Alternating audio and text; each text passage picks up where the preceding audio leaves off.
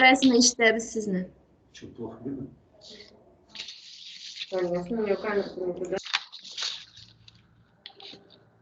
Коллегалар, меня ишitмейсizmi әллә?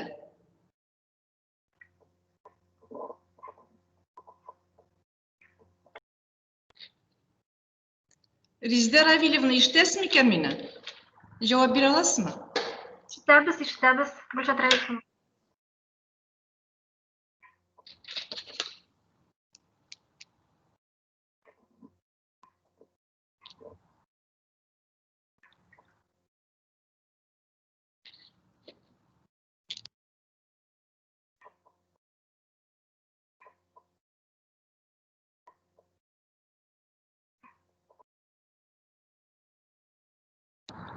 Хәерле көннәр. Исәнмесез? Гөлшат Раисовна, сез безне ишетмисез ахры, без сезне ишетәбез. Иә.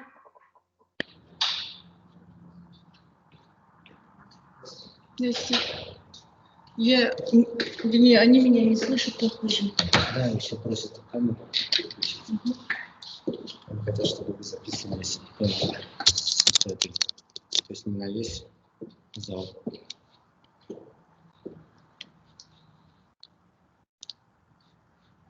И они не слышат меня.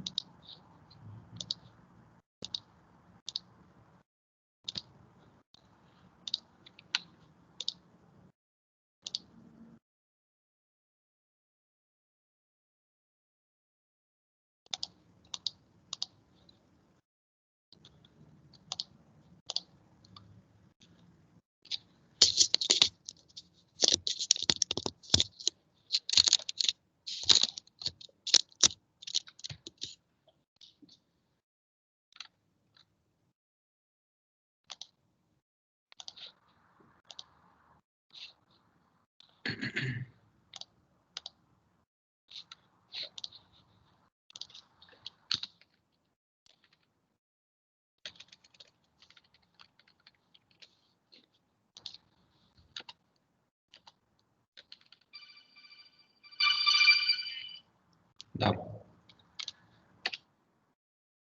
Не понял, сейчас я еще звук не видно.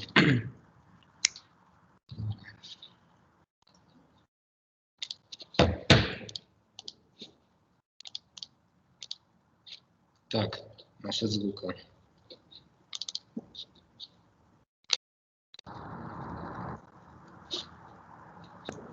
Айрат, мы тебя слышим. Нормально звук идет. Не слышно, не слышно. Звука нет. Айрат, ты меня слышишь? Нет, тестирование. Да. Аудиторию тестирование это мое. А что ты слушаете сейчас? Айрат. Слушай, а нас видно? Ну, насчет камеры переключилась же? Слышно. Я тебя прекрасно слышу. А ты меня не слышишь, да? Нет, я тебя не слышу. Почему? Странно, потому что мы микрофон включили. Сейчас мы же тихо слышим. Нас все отлично слышат. Нас слышат отлично. А, я слышу. Так, давайте встанем. Слышим? Не надо Оксана. запись отключать.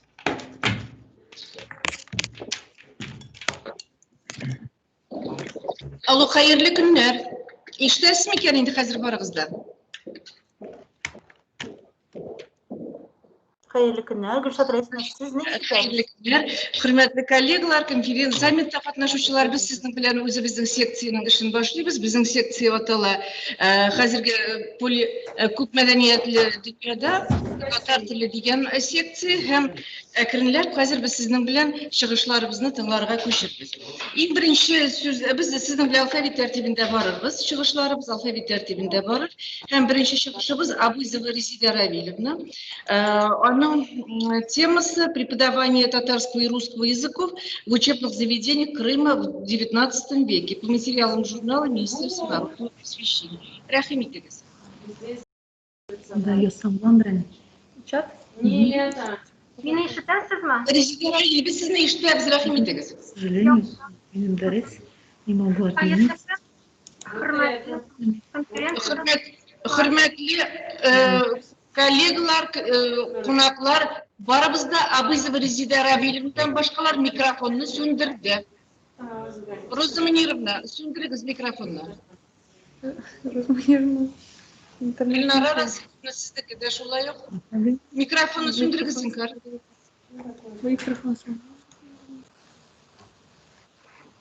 Хайырлы күн.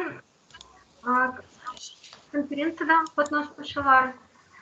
Добрый день, уважаемые участники Казанского международного лингвистического саммита «Вызовы и тренды мировой лингвистики». Позвольте представить вам свой доклад «Преподавание русского и татарского языков в учебных заведениях Крыма в XIX веке» по материалам журнала Министерства народного просвещения. Журнал Министерства народного просвещения – это старейший российский журнал, официальное издание Министерства народного просвещения, которое выходило в 1834-1917 годах ежемесячно. Журнал публиковал указы, постановления и распоряжения Министерства народного просвещения, известия о ученых и учебных заведениях России, очерки по истории образования в России и других странах, биографии знаменитых деятелей просвещения, оригинальные переводные статьи по педагогике, философии, истории и филологии. В журнале печатались библиографические разделы по учебной литературе, критика на научные труды и художественные произведения. В журнале освещались различные аспекты образования народов, проживающих в различных регионах Российской империи. Ряд статей в журнале был посвящен вопросам преподавания русского и татарского языков крымским татарам. Мысль о распространении русского языка между крымскими татарами относится еще к концу царствования императора Александра I. Как известно, татары, воспользовавшись путешествием императора в Крым, сами просили его о наделении им способов научиться русскому языку, в первую очередь, чтобы знать законы. Со своей стороны, Министерство народного просвещения также признавало, что вопрос распространения русского языка, а вместе с ним и русского просвещения, имеет великую государственную важность, как сам по себе, по отношению к самим татарам, так и потому, что удовлетворительное решение этого вопроса в Крыму подготовило бы относительно многочисленнейших магометанских подданных России. Тем не менее, несмотря на желание самих крымских татар к изучению русского языка и позиции самого правительства, которое рассматривало знание русского языка важным делом на государственном уровне, в первое время распространение русской грамотности и русского просвещения в среде татар Крымского полуострова шло не так быстро. Министерство народного просвещения на пути решения поставленных перед собой задач сталкивалось с заметными трудностями, и в то же время, не отходя от своих намерений, оно предпринимало новые, последовательные и обдуманные шаги в достижении своих целей. Так, с самого начала в деле распространения русского просвещения была признана важная роль татарского языка, который должен был сыграть значимую роль в распространении русского языка среди татар Крымского полуострова, поскольку, по замыслу властей, именно наличие в учебной программе родного языка крымских татар должно было способствовать поступлению учащихся татар в общие светские учебные заведения. Материалы журнала Министерства народного просвещения свидетельствуют, что для привлечения татар в общее училище было введено преподавание татарского языка сначала в Феодосийском и Перекопском, а позднее и в Симферопольском уездных училищах. Однако число татар, поступивших в эти уездные училища, оставалось недостаточным. Известно, что попечитель Одесского учебного округа Княжевич обращался за содействием к Симферопольскому муфтию, главе мусульманского духовенства в Крыму, и просил его в июле 1839 года внушить татарам, что собственная их польза требует от них изучения русского языка и посещения с этой целью общих училищ. Кроме этого, в 1837 году в Бахчисарае и Карасу-Базаре были учреждены татарские классы, отдельно от приходских училищ. В этих классах преподавалась татарская и русская грамматика. А в Бахчисарайском классе, кроме этого, и религиозные предметы мусульманского вероучения для увеличения числа учеников из татар. Однако от введения этих предметов число учащихся татар заметно не увеличивалось. Основная причина состояла, как признавало само Министерство народного просвещения, в недоверии родителей и учеников к учебным заведениям, которые были учреждены не их духовенством, а христианским правительством. В 1839 году с целью лучшего усвоения татарскими детьми русского языка власти пожелали соединения татарских классов с общими приходскими училищами, и оно действительно состоялось в Бахчисарае. Однако и это существенно не улучшило положение, поскольку татары Крыма предпочитали по-прежнему обучаться в своих мусульманских учебных заведениях мектебе и медресе. В дальнейшем правительство вознамерилось вести преподавание русского языка в медресе, не подвергая их каким-либо другим коренным преобразованиям. Правительство назначило туда учителей русского языка, первоначально в главное медресе в Бахчисарае и Карасу-Базаре. Но, как писал журнал Министерства народного просвещения, так как не было поставлено в непременную обязанность всем посетителям медресе слушать курс русского языка, то учителя проповедовали в пустыне. Таким образом, в первой половине XIX века были испробованы разные системы по образованию татар в Крыму. Власти пытались привлечь татар в общие светские училища, введением в них преподавания татарского языка, учреждали особые татарские классы отдельно и в связи с приходскими училищами. Наконец, пробовали вести преподавание русского языка в медресе.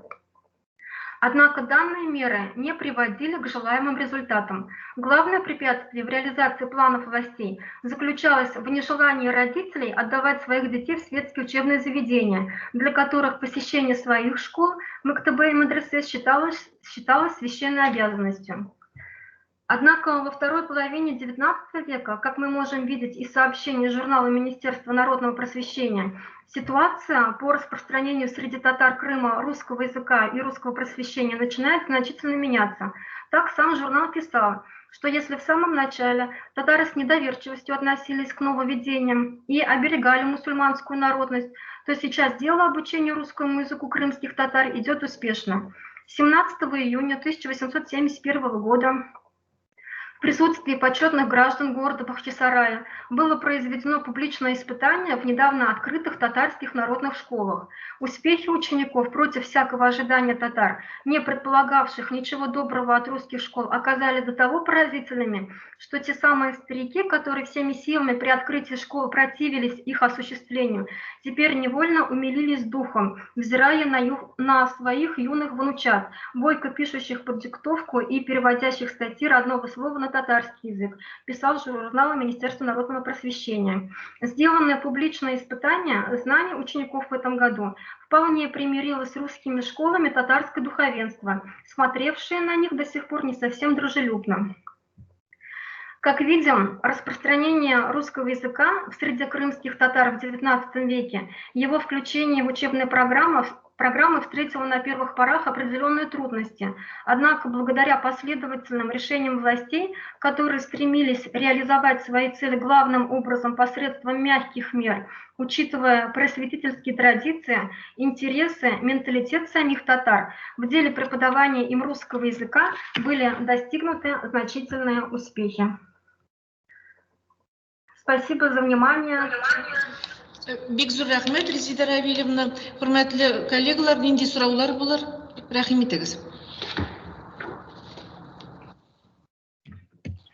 Гүлфия Расиловна, сіздің сұрауыңыз бар? Микрофон. Yok, Gülşat Reis'e var sıralar. Yok mu коллегалар сұраулар? Резида Равильевна, міне сізге мүмкін болса бір сұрау бар еді. Әлеге Şurada yazılgan kitaplar, derslikler saklangan mı? Onların okutu metodikaların güzellap bular mı? Mine Kırım tatarların alsak, anda indi tatar mahrifiyatçiliginin, tatar balalarına okutu, tatar mahrifiyatçiliginin lideri ул Исмағил Гаспринский. Анын дәреслекләре сакланган, рәхбәр мөгаллимин, спутник учителей, сабыйларга юлдаш, анын дәреслекләре сакланган, КФУ библиотекасындалар саклана, аларның нөсхәләре бар ие. Яхшы, рәхмәт. Булырмы коллегалар сұраулар тагын? Сұраулар болмаса, Резида Рабеловна, сізге бек зор рахмет. Жемағат біздің демек секцияда кіші артық көп түгіл, шуңа еркінлеп 15 минутқа қадар сөйлеу мүмкінлігі бар. Демек, ғұмми көлеміне біз 15 деп алсақ, әгерде шуның онысы шығышқа түп бишісін фикір алышуға деген вариантта бар. Әмі кішілер көп болмағандықтан толы текстіңізін рәхәтләніп ашықмышы сөйлей аласыз. Біздің Амирова Роза Мунировна бар еді, интернетқа бәйлемі шығып кетті, шундықтан аны қазірге қалдырып тұрабыз. Алдағы шығышыбыз біздің Гайлунила Гүлфия Расиловна, Қазан Федераль университеті, аның темасы әдәби әсерлерінің тілі, Әмирхан Енеки қарашылары. Рәхім етіңіз, Гүлфия Расиловна. Қайырлы күн, құрметті коллегалар. Біз сізге әдәби әсәрдің тілі мәселесіне Әмирхан Енеки қарашылары деген шығыш тәқдим етеміз. Татар әдәбиятының 1960-90 елларында әдәбиятыбызның классигі Әмирхан Енеки милли әдәби мәдәни мұхит, қаламдәшләре, ұстазлары турында әдәби әсәрнең теле хакында шактый бай эчтәлекле мәкаләләр яза. Милли әдәбиятыбызны яңа сыйфат үзгәреше юлына алып чыккан Әмирхан Енекиның теле гаҗәеп бай, гади булуы һәм сыгылмалыгы белән аерылып тора. Әдипнең әсәр теле мәсьәләсенә дә үтә җаваплы, якын килгәнлеге мәгълүм. Халык күңеленә юл салу ансат эш түгел. Язучыдан саф виждан, чын гаделлек, искиткеч зур тырышлык һәм батырлык сорый ул, дип яза Әмирхан Енеки Нәқи Исәнбәткә багышланган мәкаләсендә. Соңгы нәшр ителгән мәкаләләр җыентыгына кертелгән әңгәмәдә мондый юллар бар. Мин язган чакта иңелек сүзгә, телгә бик таләпчән якын киләм. Көчемнән килгән хәтле тырышып язам. Яхшы булсын дип, кеше укый алырлык булсын дип. Язучы язган вакытта аның үз тәнкыйде йокламаска тиеш дип Толстой әйткән бугай. Иҗатының башыннан ахырынача Әмирхан Енеки әдәби әсәрнең теле турында фикер карашларын язмалары аша җиткерә килә. Әле 1967 елда ук Вопросы литературы журналында басылган әсәрнең теле турында исемле язмасында әдип былай билгеләп үтә. Язган чакта әсәрнең теле нидер бер кудрәт белән үзеннән үзе җиңел генә агып бара дип уйлау һич кенә дә дөрес булмас. Тел ярдәмендә ни әйтергә, нәрсә күрсәтергә телисең? Хикмәт шунда бит.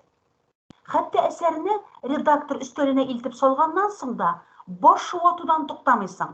Күңелгә ошамаган берәр сүз сине җаныңа кадалган шырпы шикелле гел борчып тора. Әсәр иҗат итүнең бөтен авырлыгы да минемчә нәрсә хакында язудан бигрәк, ничек итеп язуга кайтып кала. Әсәрнең теле мәсьәләсендә ул үзенең остазы дип Галимҗан Ибраһимовны атый.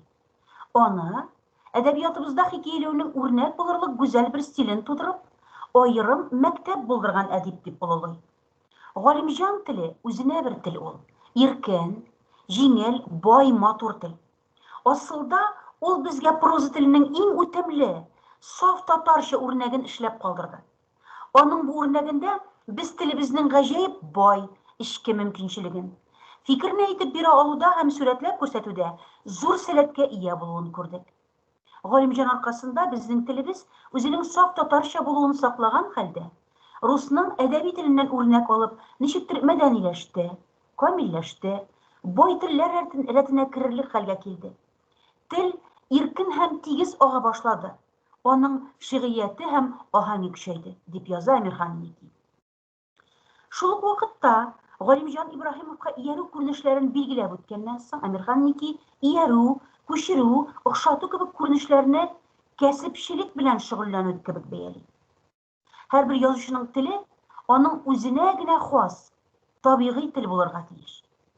Язучы әдәби әсәрдә автор теле белән персонаж теленә кагылышлы төрле фикерләр җиткерә.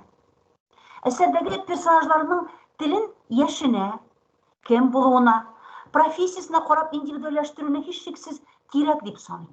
Ләкин бер шарты бар. Индивидуальләштерү белән кирәгеннән артык мавыгып китмәскә. Ягъни персонаж телен махсус терминнар яки жаргон сүзләр белән күп итеп шүпләмәскә кирәк. Билгеле, авторның үз теле персонаж теленнән күпмедер дәрәҗәдә аерылырга тиеш.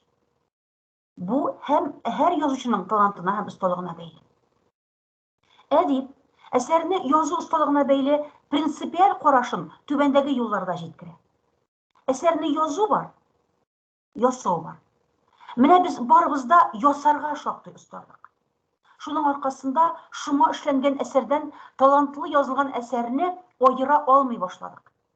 Гадәттә, яңа әсәрнең темасына, эчтәлегенә бөтен игътибарны биреп, аның әдәби сыйфатына, сәнгать дәрәҗәсенә юньләп күз салмыйбыз. Яки ул ягы турында бик аз сөйлибез. Әдәби әсәр барысыннан да элек сәнгать әсәре бит әле ул. Билгеле, язучының туган телне өйрәнү, туган телгә ихтирамлы мөнәсәбәт темасын яктырткан фикер карашларын да аерып билгеләп үтеп булыр иде. Аның карашынча, туган телне өйрәтүгә мөнәсәбәтне үзгәртү вакыты җиткән. Бу карашларны ул 90нчы еллар вазгыятенә бәйле төстә күп тапкырлар кабатлый. Миңнуллин Әмирхан Никиның теле турында гаҗәеп төгәл әйтеп калдыра. Әмирхан оганы укыгач, мин дә былай гына яза алам дип ялгышуым ихтимал. Наданнарны алдый торган гадилек, ләкин бөек гадилек. Мәкаләләреннән Әмирхан Никиның әсәр теленең гадилегенә еллар дәвамында каләменә үтә дә җаваплылык белән якын килеп ирешкәнлеге аңлашыла. Игътибарыгыз өчен рәхмәт. Бик зур рәхмәт, Гөлфия Расиловна. Коллегалар, нинди сораулар булыр?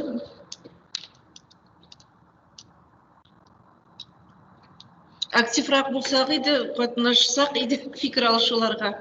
Бик кызыклы тема, Гөлфия Расиловна, сезнең чынында Әмирхан Никинең теле турында бик күп соңгы арада да без әйтәбез, электәгеләр әйтеп килделәр инде. Бу чынында бик үзенчәлекле тема, үзенчәлекле мәсьәлә. Стилистика күзлегеннән булмасын, әдәбият күзлегеннән булмасын, гомумән тел күзлегеннән булмасын. Сезгә әдәбиятчы буларак мин дә менә шундый сорау дип әйтим, мин дә киңәш алырга теләвем.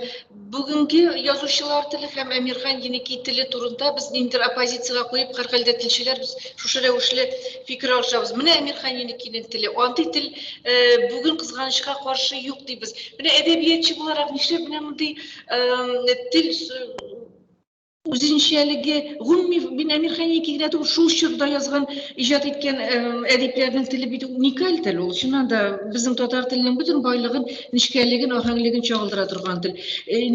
Бүген сезнең әдәбиятчы буларак карашыгыз, тел әдәби әсәрләрнең теле шуннан да үзгәрдеме, әллә бу миңа гына шулай тоела торган бер момент микән? Рәхмәт, Гөлфия Расиловна, бик иштәлекле, әһәмиятле сораугыз өчен әймен. Чынлап та, бүген әдәби әсәрнең теле мәсьәләсе ул аерым проблемадыр. Чөнки Әмирхан Никилар, яисә алар буыны иҗат иткән вакытта, иң беренче чиратта 20нче йөзбашы татар прозаикларының теленә таянып яза. Бу бер. 20нче йөзбашында мәгълүм булганча, фәлсәфи хикәя, нәсер жанрына өстенлек бирелә. Бу исә телне тагын да көчлерәк итеп эшләү мөмкинлеген карарга тиешлекне алга куя бит инде. Бердән, икенчедән, Әмирхан Ники иҗат иткән вакытта аның алдында теория китабы тора. Ул әдәбият теориясе, тел теориясе булсын. Өченчедән, Әмирхан Ники иҗат иткән вакытта эпик сюжет структурасының закончалыкларын белеп яза. Ягъни, бер яктан тел закончалыкларын, икенче яктан эпик сюжет структурасын кору закончалыкларын, дупликация, ретардация һәм башка закончалыкларны тирәннән, төптән белү Әмирхан Никига әдәби текстны эшләүгә гаҗәеп якын килү, җаваплы якын килү мөмкинлеген булдыра. Бердән, тагын бер ягы да бар, тагын бер сәбәп тә бар дип әйтәсем килә. Тагын бер кызыклы як та бар, дөресрәге. Марсель Галиев үзенең бер чыгышында булай дип сөйли. Менә Әмирхан Ники әйтелмәгән васыят хикәясен китереп бирде. Ул инде аны булай да 50 битле хикәяне 2 ел язган. Баязит бик бай сөйләгәннән 2 ел үткән, 2 ел язган. Үзенә хас булган имша ашыкмыйча язган. Һәм Казан утлары журналында басарга телибез. Әмирхан ага шалтырата да, ага инде менә бер ягы бар бит әле. Икенче абзацның 3нче сүзен былай иттереп алыштырып булмасмы? Беренче көннән тагын бер шалтырату. Агайны менә мин бик нык гафу үтенәм. Менә шушы 3нче абзацның 4нче юлында ничегрәк икән? Алыштыру мөмкинлеге бармы әле? Ниһаять бастырыр алдыннан дип сөйли Марселгали әйтелмәгән васыятны мин аңа үзем шалтыратам. Ничек Әмирхан ага, инде төзәтмәләр кертү беттеме? Тагын ниндидер төзәтмәләр бармы әле сезнең менә монда колхоз терлекләре дигән өлеш киткән 2нче абзацта. Шулай калдырабызмы? Аны дигәч Әмирхан ага шулай киткәнме? Һәр сүзгә, ул һәр фразага, абзацка гаҗәеп игътибарлы булып язу нәтиҗәсендә генә ул классик текстлар тудыра алган. Ахыр чиктә милли әдәбиятыбызны сугыш сыйфат үзгәрешләре ягына алып чыгалган. Һәм 20нче йөзнең 2нче яртысы әдәбиятын 20нче йөз башы фәлсәфи белән бәйләүгә ирешә алган. Нәсир жанры, фәлсәфи хикәя жанры аша. Һәм шул вакытта беренче чиратта әсәр теленә гаять җаваплы мөнәсәбәт аша. Рәхмәт. Сораугыз Бик өчен. зур рәхмәт, Гөлфия, сине шундай тирәнтен җавабыгыз өчен. Тагын фикерләр булырмы, коллегалар? Әгәр дә инде фикерләребез юк икән, без алга таба дәвам итәбез. Әлфия Фуатовна безгә ялганды. Хәерле көннәр, Әлфия Фуатовна. Хәзер сүзне сезгә бирәбез. Хәерле көн. Художественный перевод как средство актуализации роли татарского языка в литературных связях на рубеже 20-21 веков. Рәхим итегез. Рәхмәт, хәерле көннәр. Мин инде үземнең докладны рус телендә укырмын. Бәлки безнең катнашучыларга да аңлашырлык булыр. Художественный перевод вносит большой вклад в развитие межкультурных связей и оказывает влияние на формирование интернациональной культуры, взаимообогащение литератур народов России и зарубежья. Известный писатель и переводчик Борис Леонидович Пастернак писал: переводы не способ ознакомления с отдельными произведениями, а средство векового общения культур и народов. С этим трудно не согласиться, тем более, что вопрос сохранения и развития языков народов России представляется одной из актуальнейших проблем современности, и об этом свидетельствует и создание различных структур и проектов как на федеральном уровне. 21 февраля 2019 года указом президента России был учрежден Фонд сохранения и изучения языков народов Российской Федерации. В 2016 году была принята программа поддержки национальных литератур народов Российской Федерации, так и на уровне Республики Татарстан.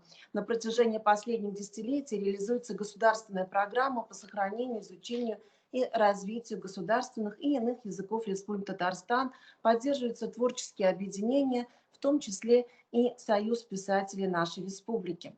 Проблема перевода представляет собой одну из самых трудных и, по сути, неразрешимых проблем литературоведения, потому что, в принципе, невозможно дать окончательный ответ на вопрос, что лучше, как можно более точная, адекватная передача семантической и лексико-семантической стороны оригинала, или же такой же перевод, который как бы утрачивает признаки иностранности и начинает восприниматься как часть национальной культуры языка реципиента. Конечно, в идеале должно быть и то, и другое.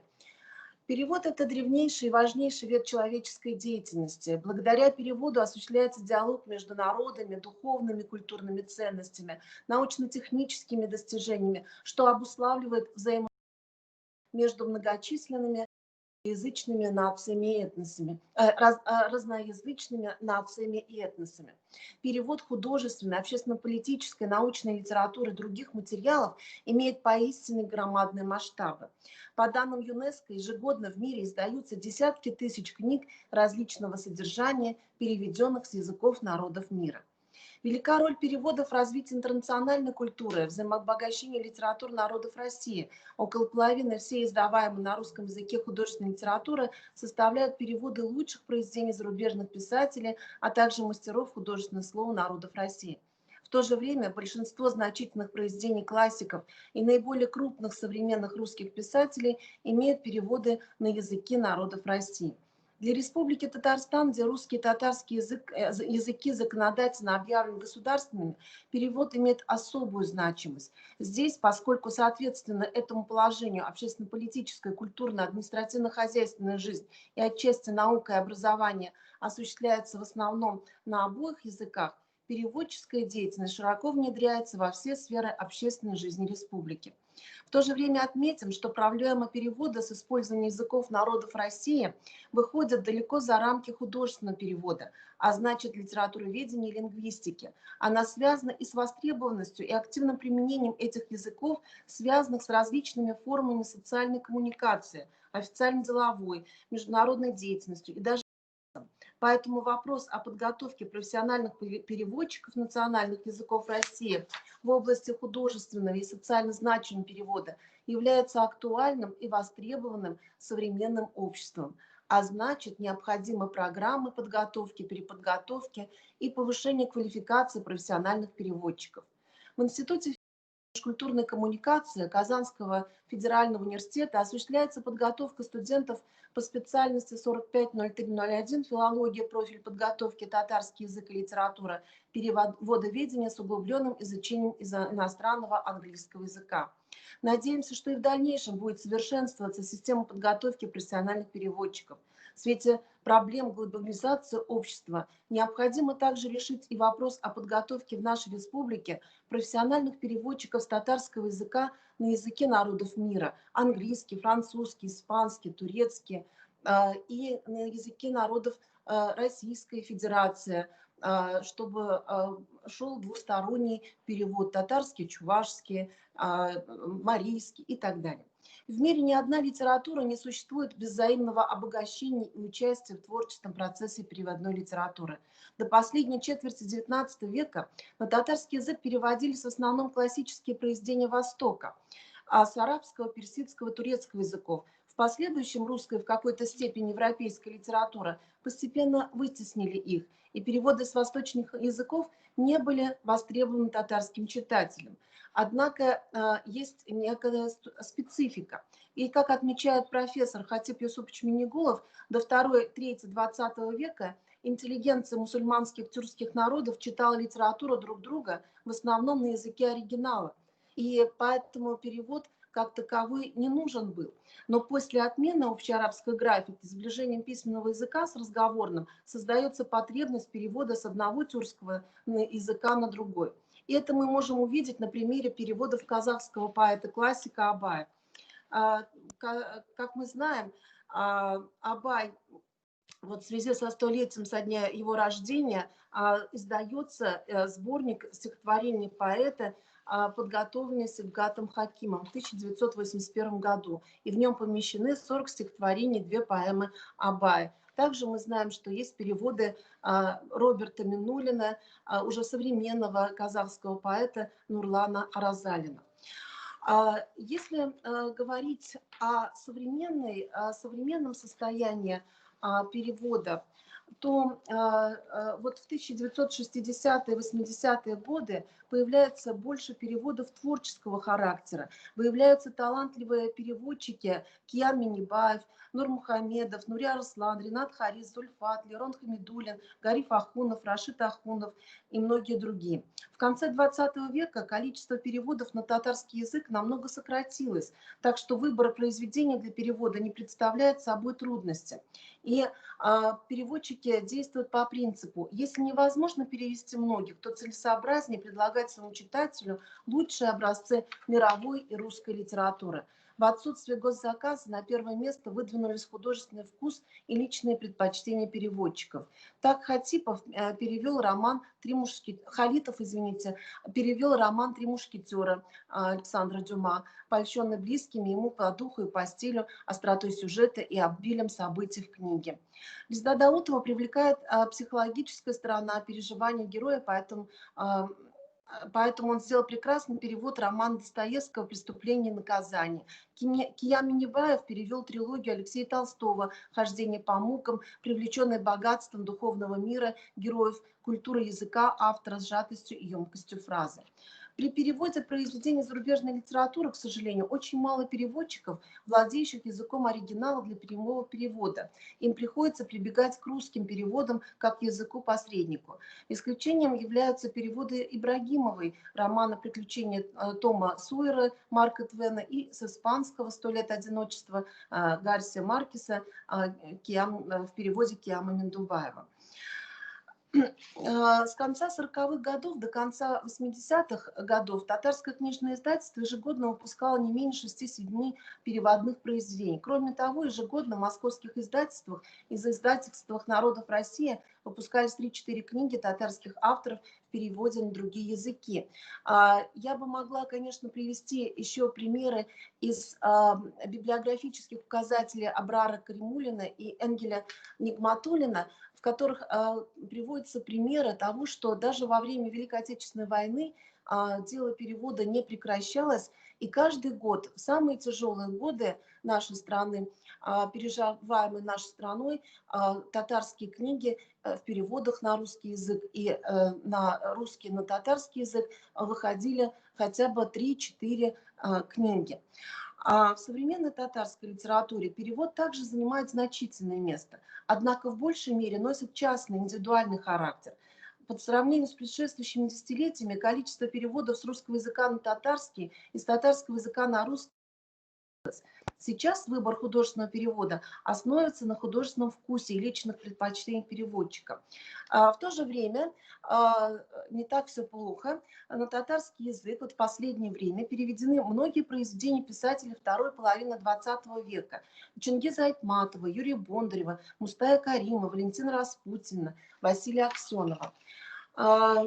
И татарские писатели, скажем, объединенные в пен-клуб, издают сборники стихов и прозы современных татарских писателей на 3 языках – татарском, русском и английском. Так были изданы стихотворения поэтов-фронтовиков. Активными переводами на английский язык в свое время занимался Равиль Бухараев. Так он перевел на русский язык произведения поэтов Золотой Орды, издал в Лондоне поэму Кулгали Куса Юсуф, перевел на английский язык миниатюры пером, пишущим стихи Рената Хариса. А вот в этом году, в 2020 году, к столетию со дня рождения нашей республики, Ренат Харис написал поэму «Тотар Ата», и она сразу же вышла на 3 языках. Она вышла на русском, татарском и английском языках. И это стало таким историческим значимым событием. Некоторые переводы происходят благодаря инициативе отдельных людей. Вот та книга Аяза Гилязова «Давайте помолимся» Яля Таганбердыга вышла на венгерском языке благодаря деятельности исследователя Милявши Хабудиновой. И сначала Милявша Мухамедзян инициировала перевод книги с татарского языка на русский, переводчик Наиль Ишмухаметов, а более того провела презентацию с приглашением венгерского переводчика Арпата Голгоцки, который познакомился с Аязом Гилязовым в лагерях, и больше они никогда не встречались. Голгоци был тронут приемом, прочитал книгу и дал слово, что через год она будет переведена на венгерском языке, и свое слово сдержал. Скажем, довольно интересен опыт Рената Хариса в переводе стихотворения известного поэта XVIII века Гаврила Романовича Державина на татарский язык, сделанный в 2016 году. И в этом же году он получил за эту книгу переводов республиканскую Державинскую премию. В 2013 году группа молодых поэтов перевели стихотворение Анны Андреевны Ахматовой на татарский язык. Вопросы художественного перевода не раз становились и предметом оживленных дискуссий и литературоведческих, и на страницах казанских журналов.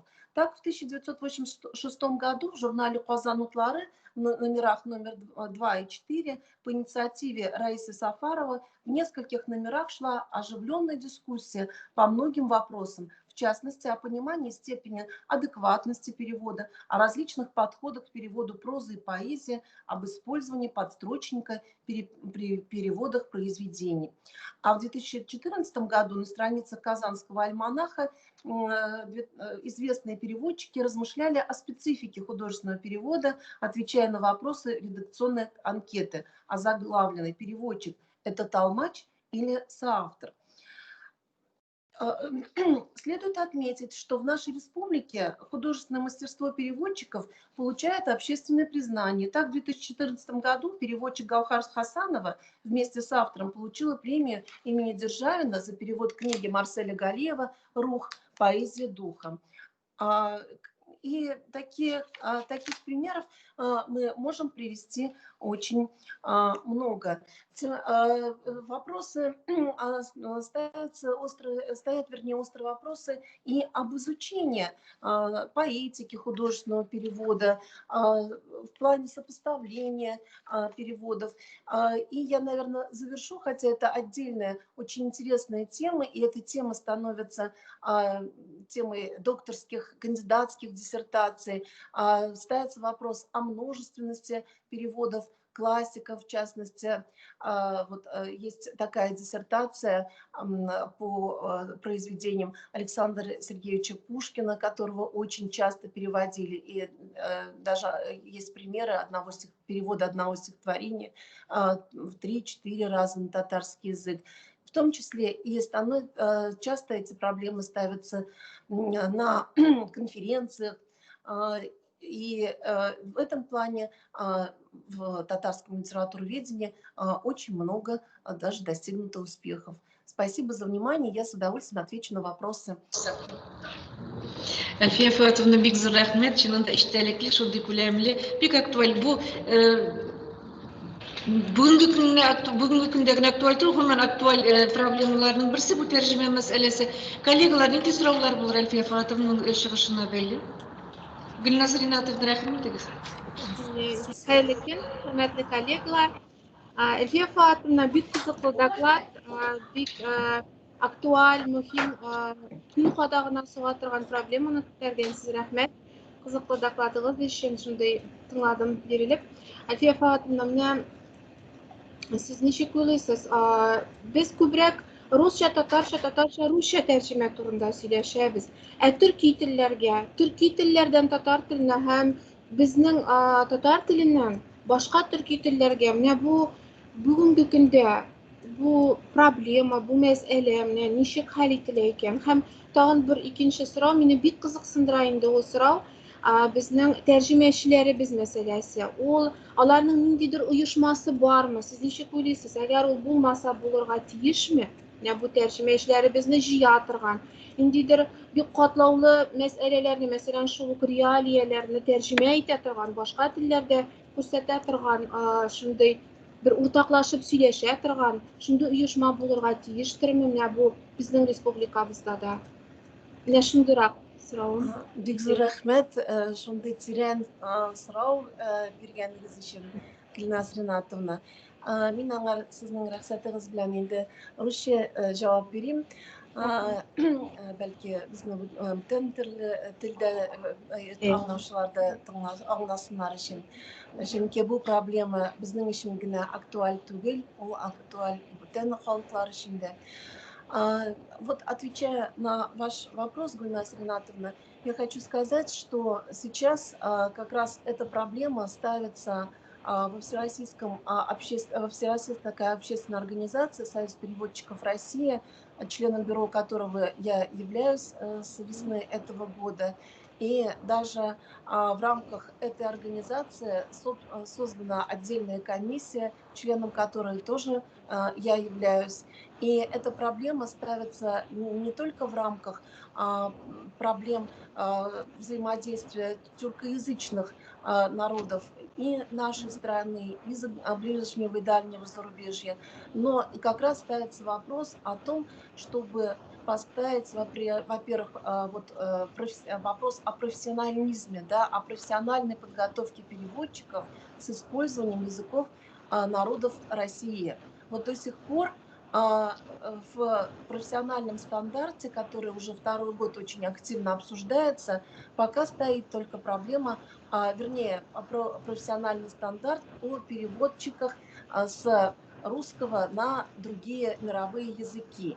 А сейчас вот переводчики, а ведь их огромное количество, потому что переводы на самом-то деле осуществляются с использованием переводов, вернее, языков Российской Федерации. Вот сейчас в первую очередь вот эта комиссия ставит вопрос о создании профессионального стандарта и введении в профессиональный стандарт понятия переводчика с использованием языков народов России. Может, это будет называться по-другому, я пока такое рабочее название говорю.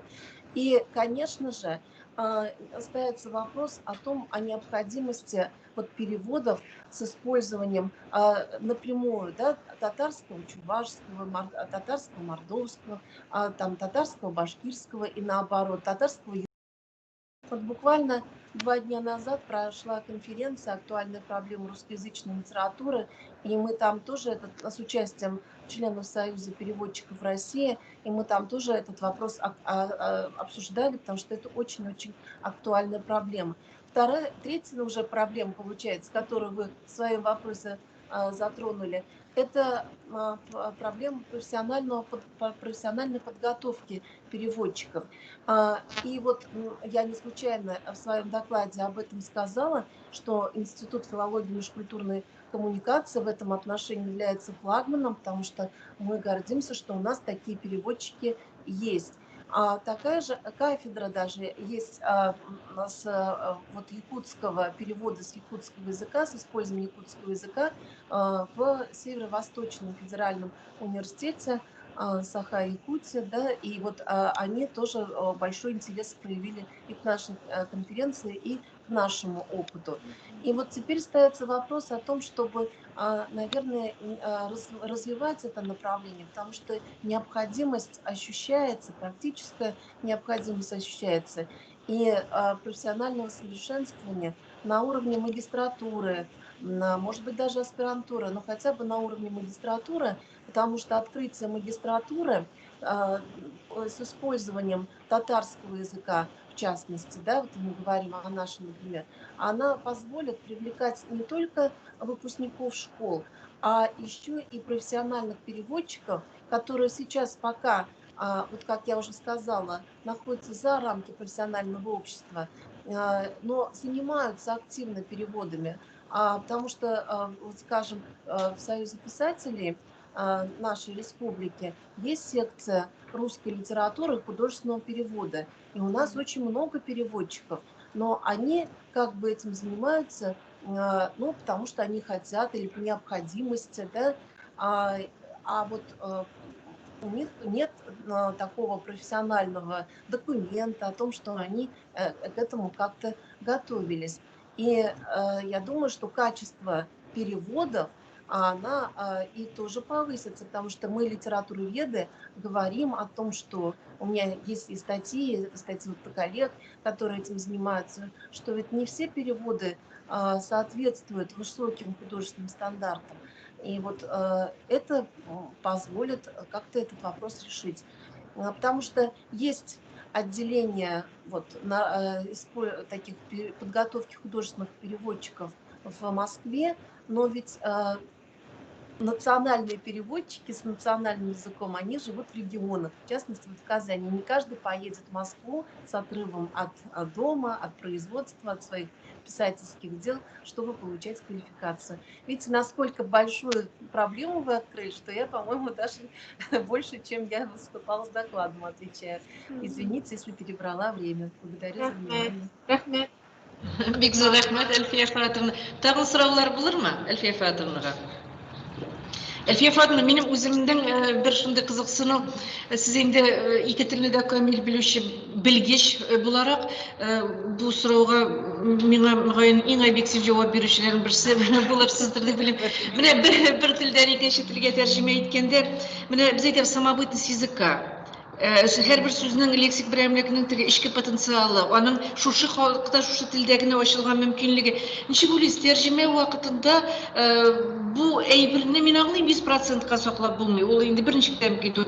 Bu tilibiznin hem edebi eserinin tukunmasında bulgan sözlerinin, meğnelerin biraz juymim iken. Nişi mite şunday tesir kola, mene barı bir tuğlu kanlı milli üzerçelikli, milli süzge salıngan milli psikologiyani bir bitire olmaytire ni digine usta tercümeşi bulsa da diyen fikir var bitindi. Olay mene siz özünüz күзетуіңізден çıkıp dibeydi. Rus tatar tercümesi turunda söz var. Gülşat Reis'in tağında мәғнәлі һәм бик тирән сорау бирдегез. Мин инде булдырганча җавап бирермен. Вы знаете, естественно, при переводе происходит естественная потеря, да, утрата какой-то самобытности, потому что каждый язык, он понятия, сформулированные на каждом языке, они еще облекаются и в естественную языковую, лингвистическую, эмоциональную оболочку. И, конечно, очень сложно перевести, и мы часто вот используем слово «мэн», да, которое невозможно перевести. А вот давайте на татарский переведем такие понятия, как душа, задушевность, задушевный, да, опять-таки тоже будет потери. И в то же время есть вот это понятие непереводимого и невыразимого, да, но все это осознавая, все равно переводчик, он принимается за эту очень сложную, почти невыполнимую задачу, но его задача создать текст максимально приближенный к оригиналу, но на языке, на который он переводит.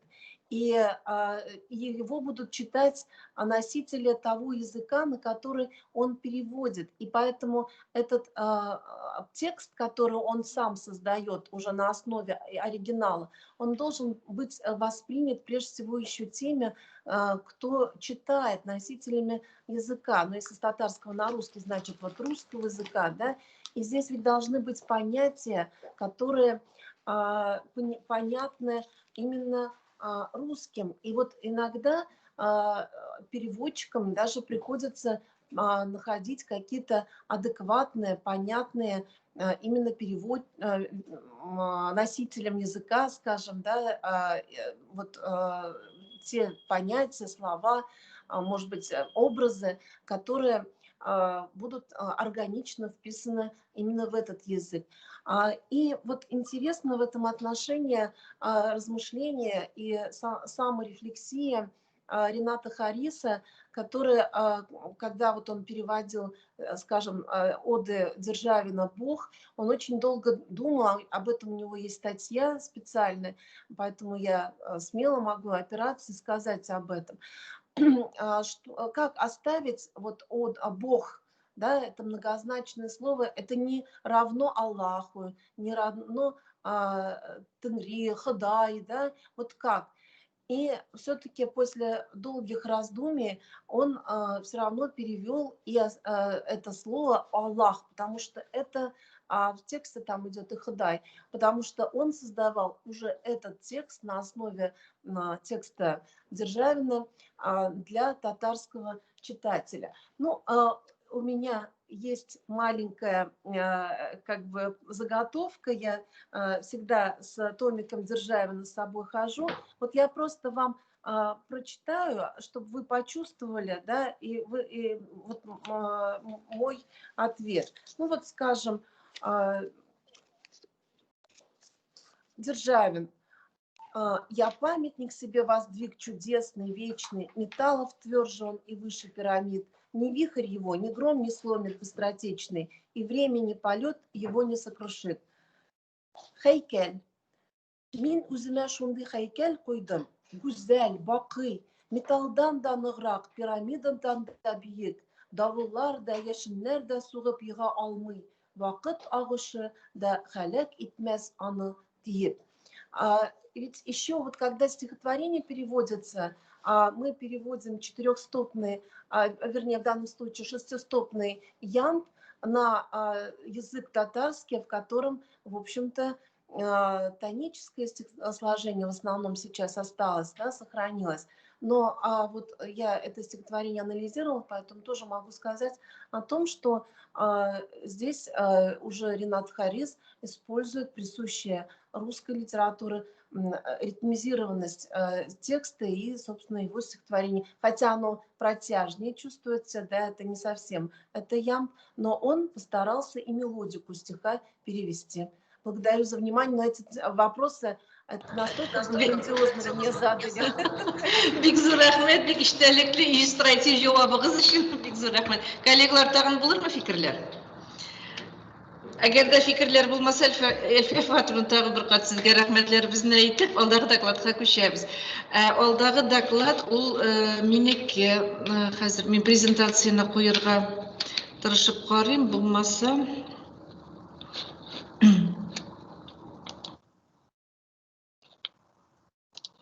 рабочий столдан күренмәгән. Хәзер бер секунд.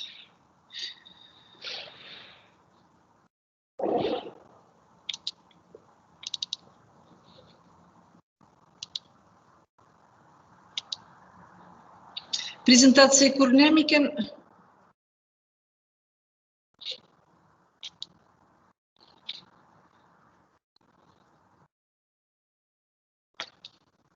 Коллегалар, презентация күренә микән? Яхшы. Ярый, минем докладның темасы гади сөйләм лексикасының хәзерге татар телендә кулланылышы дип атала.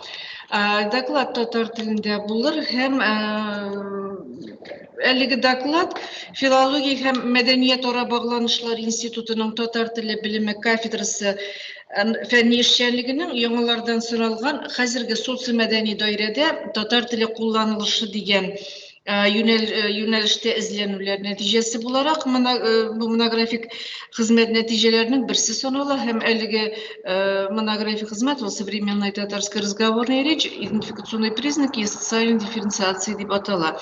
Һәм шуның кечкенә генә бер өлешенең нәтиҗәләре белән сезне таныштырып үтәсем килә.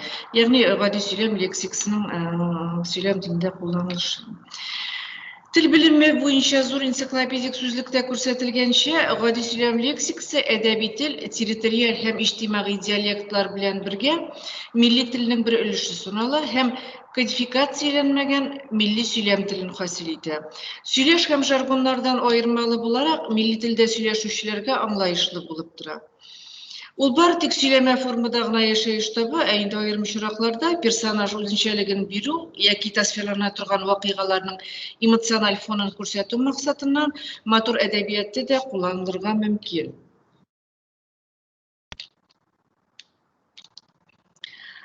Әйтергә кирәк, теленең хәзерге кулланылышында бу төр лексика активлашты. Ул көнкүреш сөйләмдә генә түгел, бәлки зыялы кешеләр сөйләмендә дә аерым берәмлекләрне исә хәтта киң катламга йөз тоткан чыгышларда да очратырга мөмкин.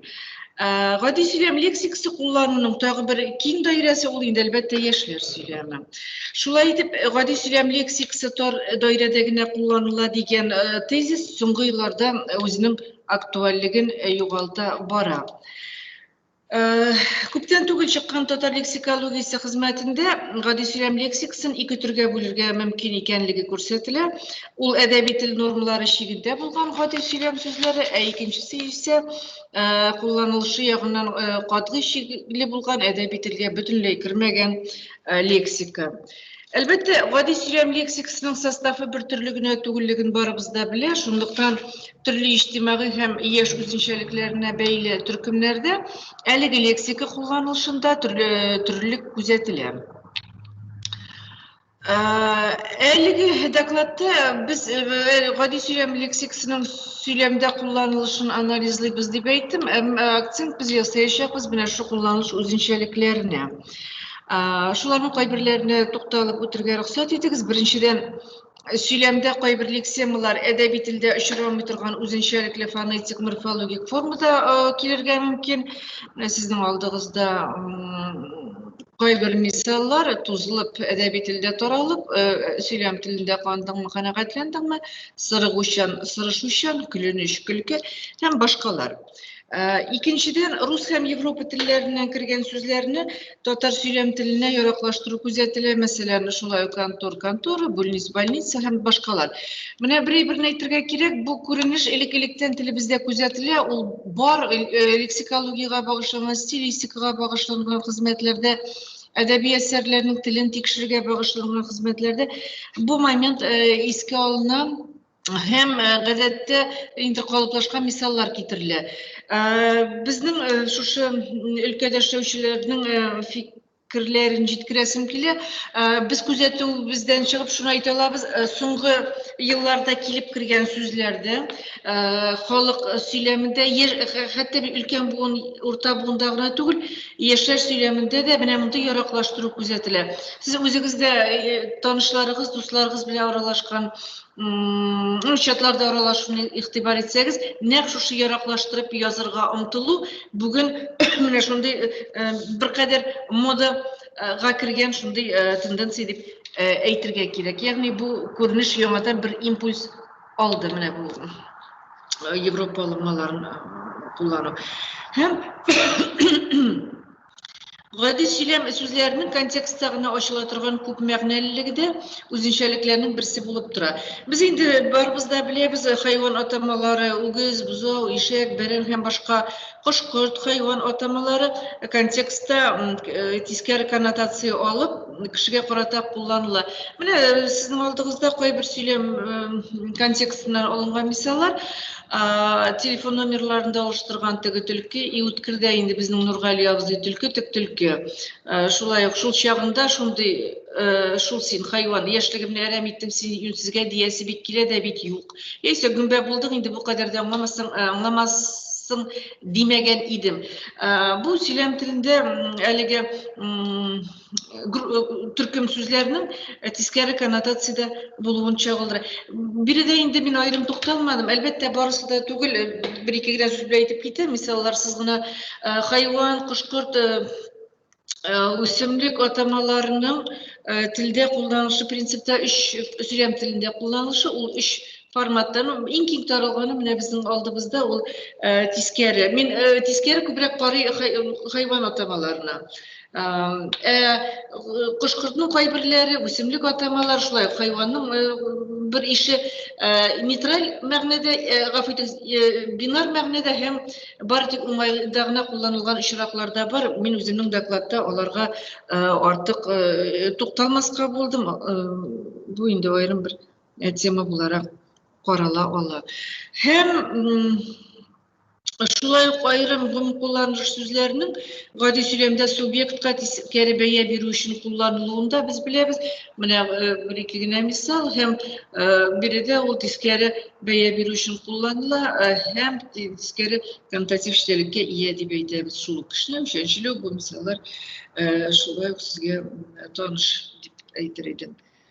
Тагын бер момент, сөйләм телендә име, ниме, ниткән, мәйтәм, булмагае тагын, әйтмә инде, үлә битә эшләү, эшлитек, эшли, сөйлитек, сөйли, укыйтек, укый, капкалап алу һәм башка менә шундый сүз һәм сүз тезмәләренең шактый иркен кулланылуын күрергә мөмкин. Шулай контексттан алынган ни бит, иртәгә дәрес булмый бит, мәсәлән, артыгын яшәп булмый, ахыргы көннәрдә авыртынып, теген итеп даруларын эчмәгәч дип әйтәм инде. Күрә сөйләм телендә бу спонтан сөйләм, шунлыктан җөмләләрнең тулы булмавын инде әйтергә кирәк.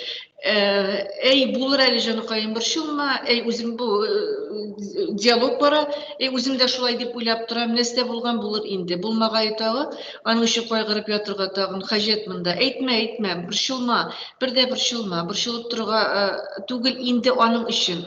Аның әле монда тагы бирәселәре алда, әйтмә. Менә игътибар итсәгез, биредә кабатланган, кара белән аерып алынган сүзләр, менә шу сөйләм телендә үзенчәлекле нюанска ия сүзләр. Беренчедән, алар әлеге контекстта карасагыз, үзләренең төп семантикасыннан тыш бәйләү функциясендә инде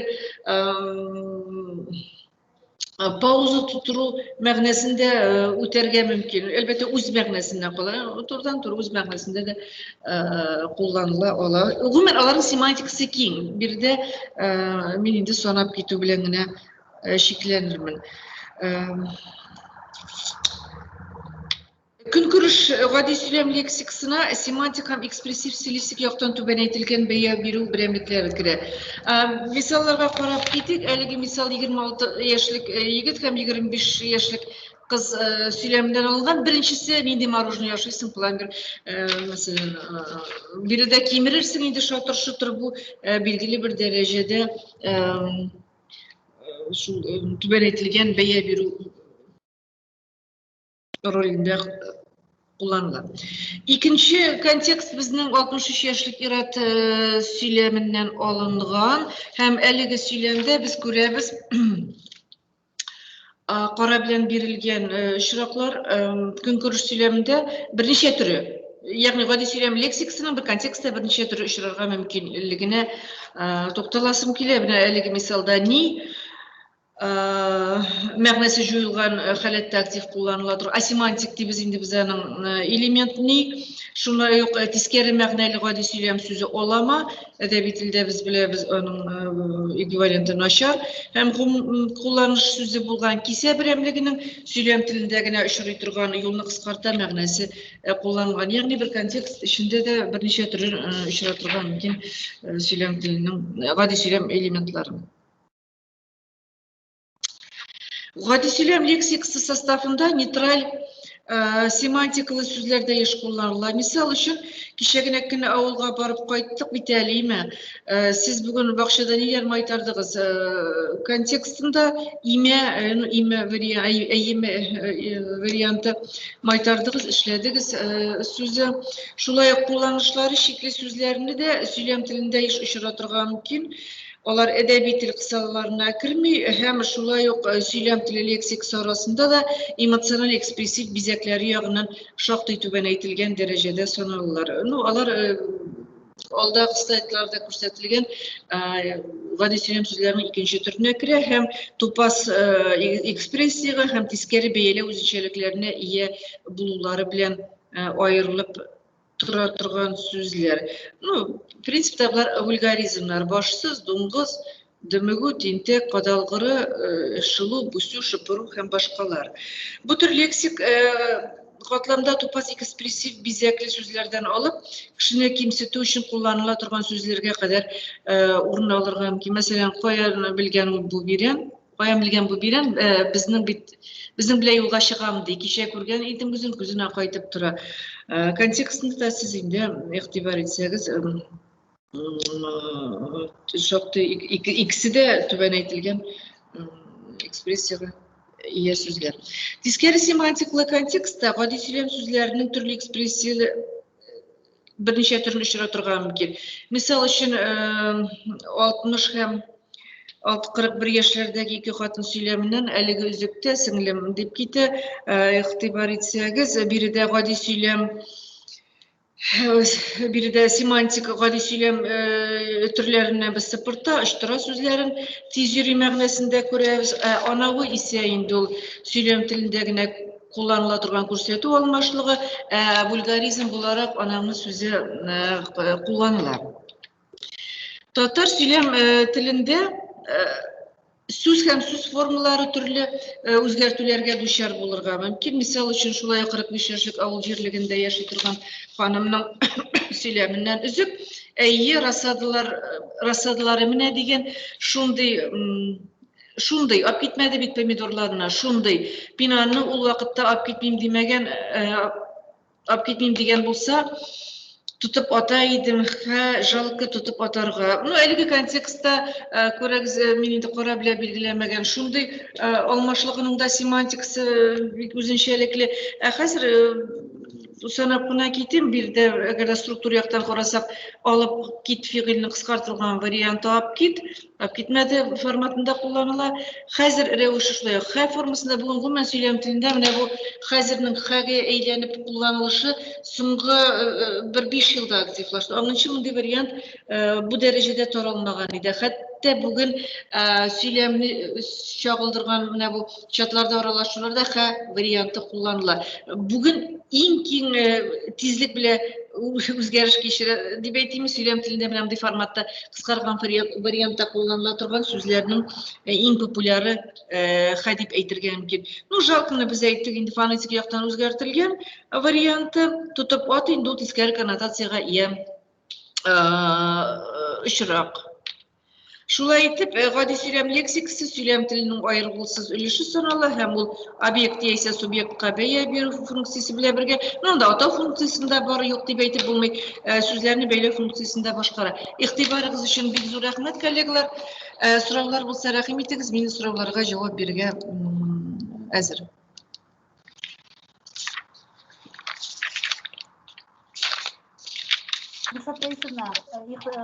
Чыгышыгыз шул кадәр кызыклы һәм менә бер сорау үзеннән үзе туа. Мин инде Әлфия апага да бу сорауны әзерләп тора идем. Менә татар әдәбиятында татар тормышын тулы бер образ дәрәҗәсендә сурәтләүгә ирешкән Мөхәммәд Мәгъди иҗаты бар, әйме? Ул гади сөйләм лексикасын бик актив куллануы белән игътибарга лаек. Бу 60-80нче еллар, ярар 60-90нчы еллар дип алыйк. Әймәгез. Һәм менә бүген көндә актив иҗат итә торган, яратып кабул итә торган Нәбирә Гыймаддинова иҗаты бар. Ул да татар тормышының төрле катламнарын бердәй күреп тасвирларга омтылучы язучы. Һәм аның иҗатында да гади сөйләм лексикасын куллану шактый актив. Хәзер гаҗәеп Мөхәммәд Мәгъдиевне да Нәбирә Гыймаддиновны bir күреп ярата, bir күреп кабул итә укучы, яратып кабул итә дип әйтәсем килә, bir күреп түгел, яратып кабул итә. Сорау минем мондай. Мәгъдиев һәм Гыймаддинова лексикасын, Гыймаддинованың гади сөйләм лексикасын аерып тора торган бер әйбер бар. Мәгъдиев гади сөйләм лексикасын тәкъдим иткәндә дә, персонаж теле иткәндә дә, ул аны бер кадәр гади сөйләмнән югарырак куйган кебек. Тәрбияви максат белән, укучыны көйләү, укучының телен тәрбияләү максаты белән әйме? Телен яисә уйлау, фикерләү мөмкинлекләрен әйме? Нәбирә Гыймаддинова исә менә халык ничек сөйли, гади сөйләмне шулай иттереп тәкъдим итә. Менә шундый сорау миндә, сез ничек карыйсыз? Татар тормышын тулы бер образ дәрәҗәсендә тасвирлауга омтылганда, ирешкәндә һәрхәле татар тормышының төрле якларын, менә бу гади сөйләм лексикасын ничек бар, шулай файдалану, персонаж теле итеп шулай кую отышлырак микән киләчәк өчен? Әллә бер кадәр эшкәртебрәк, сиздермичә эшкәртебрәк, бер кадәр югарырак дәрәҗәдә кую отышлырак микән? Ничек саныйсыз менә үзегез? Бик зур рәхмәт, Гөлфия Рәсил, ул чыннан да бик даими, минем чыннан да даими уйланып йөри торган уй бу минем. Бигрәк тә соңгы елларда сөйләм телен өйрәнү процессына бәйле дип әйтим. Беләсезме, Мәгъдиевне без үзебез Мәгъдиев әсәрләре популярлашкан чорда без студентлар идек һәм дөнья битеп, үлеп битеп, шушы әсәрләрне укыган вакытны хәтерлим. Һәм шул вакытта әле менә сөйләм телен әдәби әсәрләргә кертә дигән фикер дә яңгырап китә иде бит андый момент. Беләсезме, минем үземнең фикерем булай. Әдәбиятчы булмасам да, менә тел күзлегеннән караганда, Мәгъдиевнең уникальлеге, аның гениалыгы нәрсәдән гыйбарәт? Ул халыкның җанлы сөйләм телен сәнгати югарылыкка күтәргән әдип. Ягъни аның гади сөйләм теле, көнкүреш сөйләм теле ди, гади сөйләм димик. Көнкүреш сөйләм теле халыкның сөйләм теленең әдәби әсәрдә урнашуы әсәрне тәмле итә, аны бай итә һәм гомумән менә татар дөньясын тулы бер матур күзаллау белән бирә. Аның һәрбер сүзе, минем караш, һәрбер сүзе ул миллилек һәм татарның матур сыйфатларын күрсәтә белән, хәтта төрттөреп әйткәндә дә ул менә шундый итеп тәмле итеп әйтә белгән очрак саныйм мин. Нәбирә Гыймаддинованың шулай ук мин гади сөйләм темасына караганда лексикологиядә һәрвакыт мисалларны аның әсәрләренә шактый туплыйм, ягъни аның әсәрләре белән шулай ук таныш.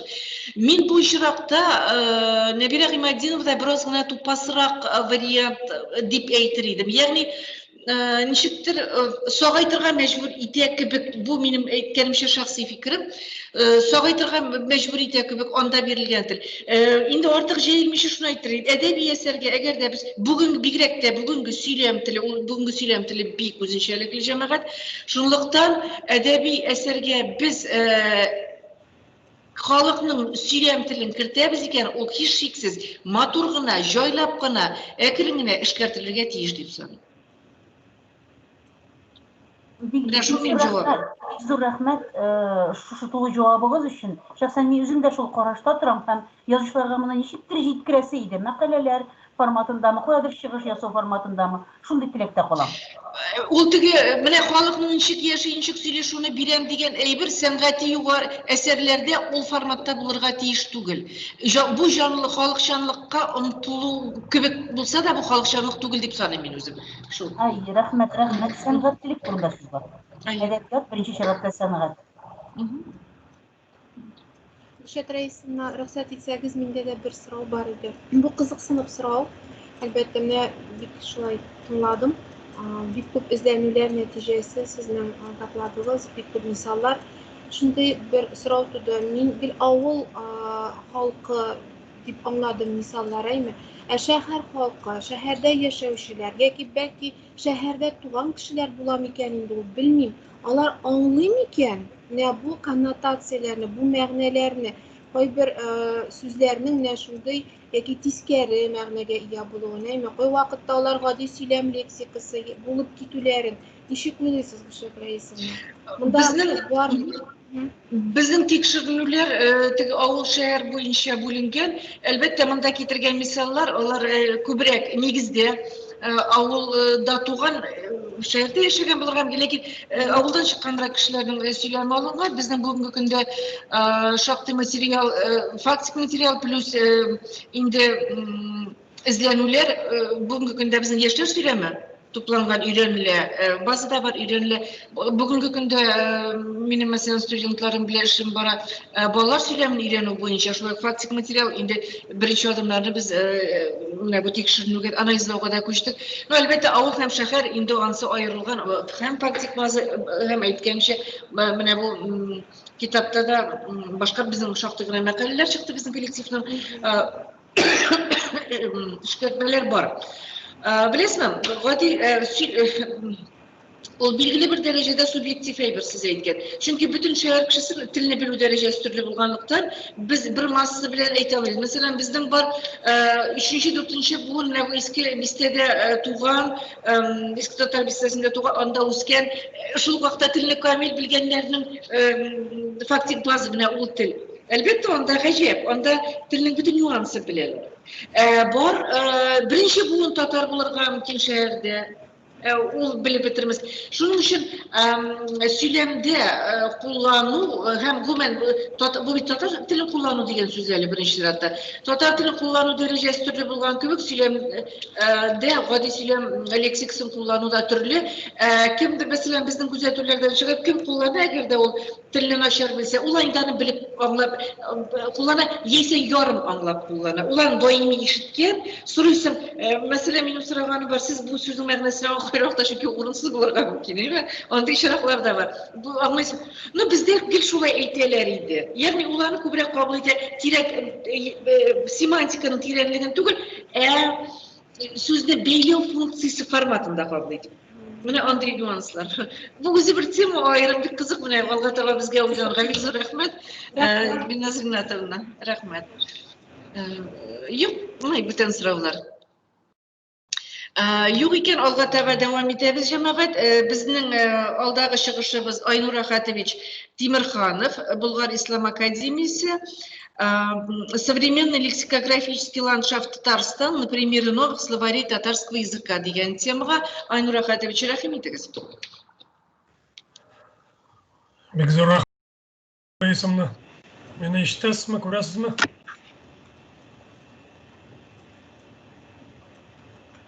Күрәбез, ишетәбез. Хәйрле көннәр, хөрмәтле коллегалар. Мин сезне барыгызны да сәламлыйм. Әлеге зур лингвистик саммитны оештыручыларга мин ихлас күңелдән рәхмәтемне белдерәм. шундай катнашып чыгыш ясау мөмкинлеге бирелгән өчен билгеле менә бүген дә һәм әлеге саммитның алдагы көннәрендә дә мөмкин булганча мен чыгышларны карап күзәтеп бардым һәм барам.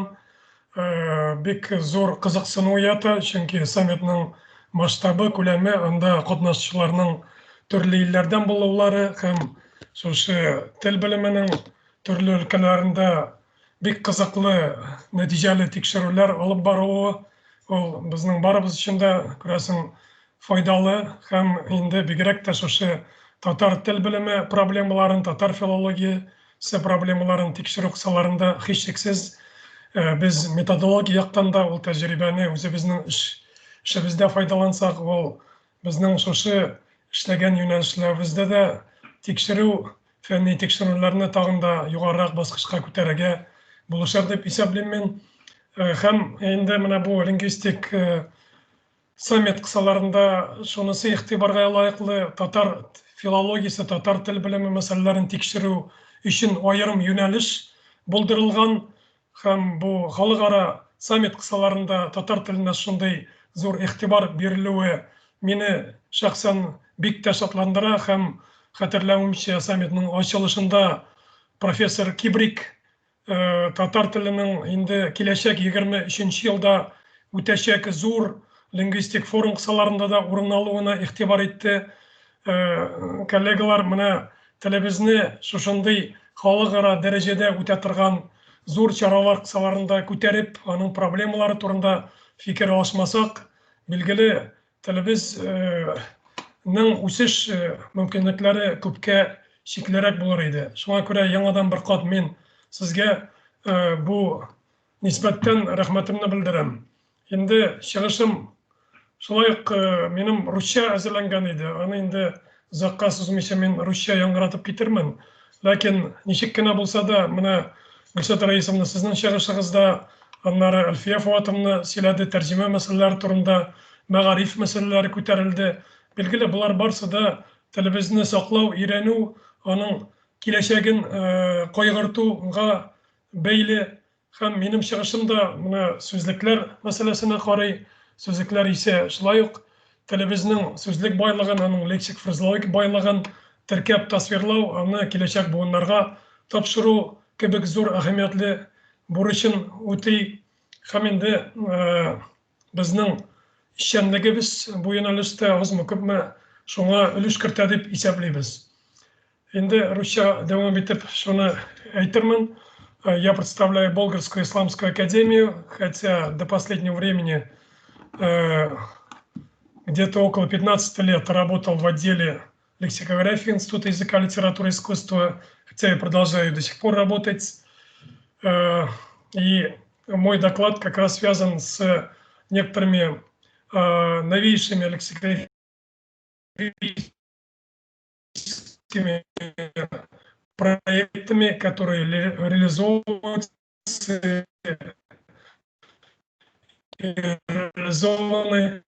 в том числе совместно с коллегами с КФУ. Фундамент для успешной реализации ряда новых, в том числе масштабных проектов в области традиционной электронной лексикографии на современном этапе. Эти труды в значительной мере формируют современный лексикографический ландшафт Татарстана, который представлен прежде всего словарями татарского языка и специальных целей. И большинство, наверное, этих словарей разрабатывается на базе отдела лексикографии Института языка, литературы и искусства Академии наук Татарстана, в том числе и при непосредственном нашем участии. Но коллеги, которые работают в области татарского языкознания, знают, прежде всего, имею такие труды, как толковый словарь татарского языка 2005 года издания в одном томе. Это толковый словарь, школьный толковый словарь татарского языка 2013 года. Также с нашим участием был издан русско-татарский словарь актуальной лексики, который включает в себя ряд ряд новой лексики татарского языка, в том числе и заимствований. Это также татарско-русско-английский словарь, школьный словарь, англо-русско-татарский словарь компьютерных терминов. Также Безусловно, к последним достижениям татарской лексикографии можно отнести двухтомный словарь, этимологический словарь татарского языка профессора Ахмедьянова, по утверждению которого в этом словаре нашло описание лишь очень небольшая часть лексического богатства, прежде всего диалектальной лексики татарского языка, которая составляет, наверное, основу исконной лексики нашего национального языка. Так что и в этом плане имеется огромный потенциал для работы. Однако, к сожалению, нет, на мой взгляд, уже специалистов, которые в должной мере хотели бы и могли бы продолжать вот эту работу. Также за последние буквально 5 лет были изданы ряд отраслевых словарей, отраслевой терминологии татарского языка. Это прежде всего татарско-русские словари. Я обращаю внимание на то, что входным языком в этих словарях выступает именно татарский язык. Я имею в виду татарско-русский словарь орнитонимов, фитонимов, ихтионимов, также татарско-русский словарь военной лексики и ряд других словарей. То есть значимость входного татарского языка тут заключается в том, что, как вы все знаете, в начале 90-х годов было издано большое количество терминологических словарей, где-то более 40 единиц, где прежде всего входным языком выступал русский язык.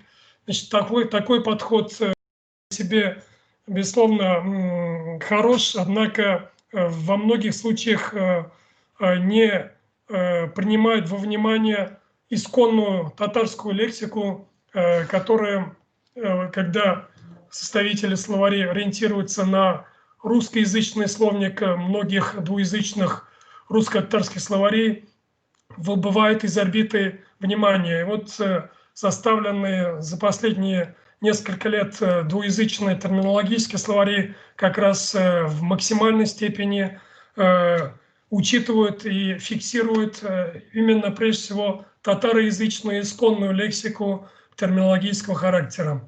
В своем выступлении мы остановимся, дадим краткий обзор некоторых новейших лексикографических разработок.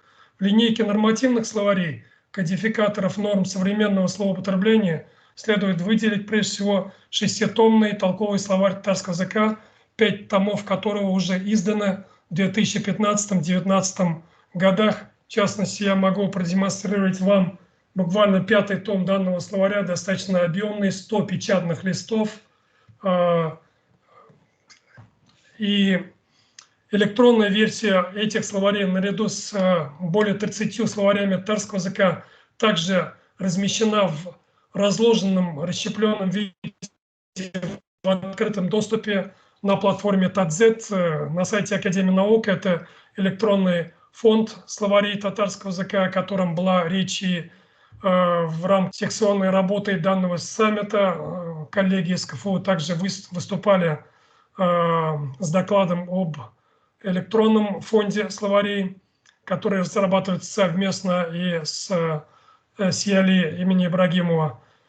Безусловно, данный толковый словарь составлен на основе учета достижений современного татарского языкознания. Он впитал в себя лучшие традиции тюрко-татарской и общей лексикографии, восходя в своих основополагающих принципах составления трехтомному толковому словарю татарского языка 77-81 годов издания.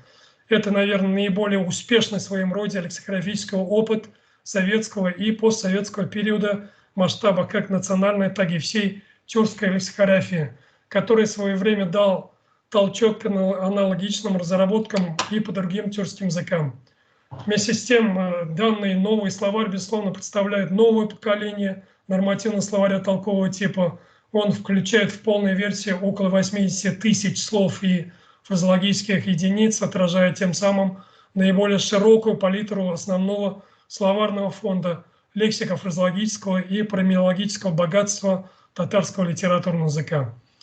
Наряду с иными характеристиками словарь отличает то, что в нем нашел наиболее полную фиксацию и лексикографическую интерпретацию целый лексический пласт сложных составных единиц именной и глагольной природы. с высоким функциональным маркером, которые ввиду слабой теоретической разработанности их статуса до недавнего времени выпадали из орбиты лексикографической паспортизации.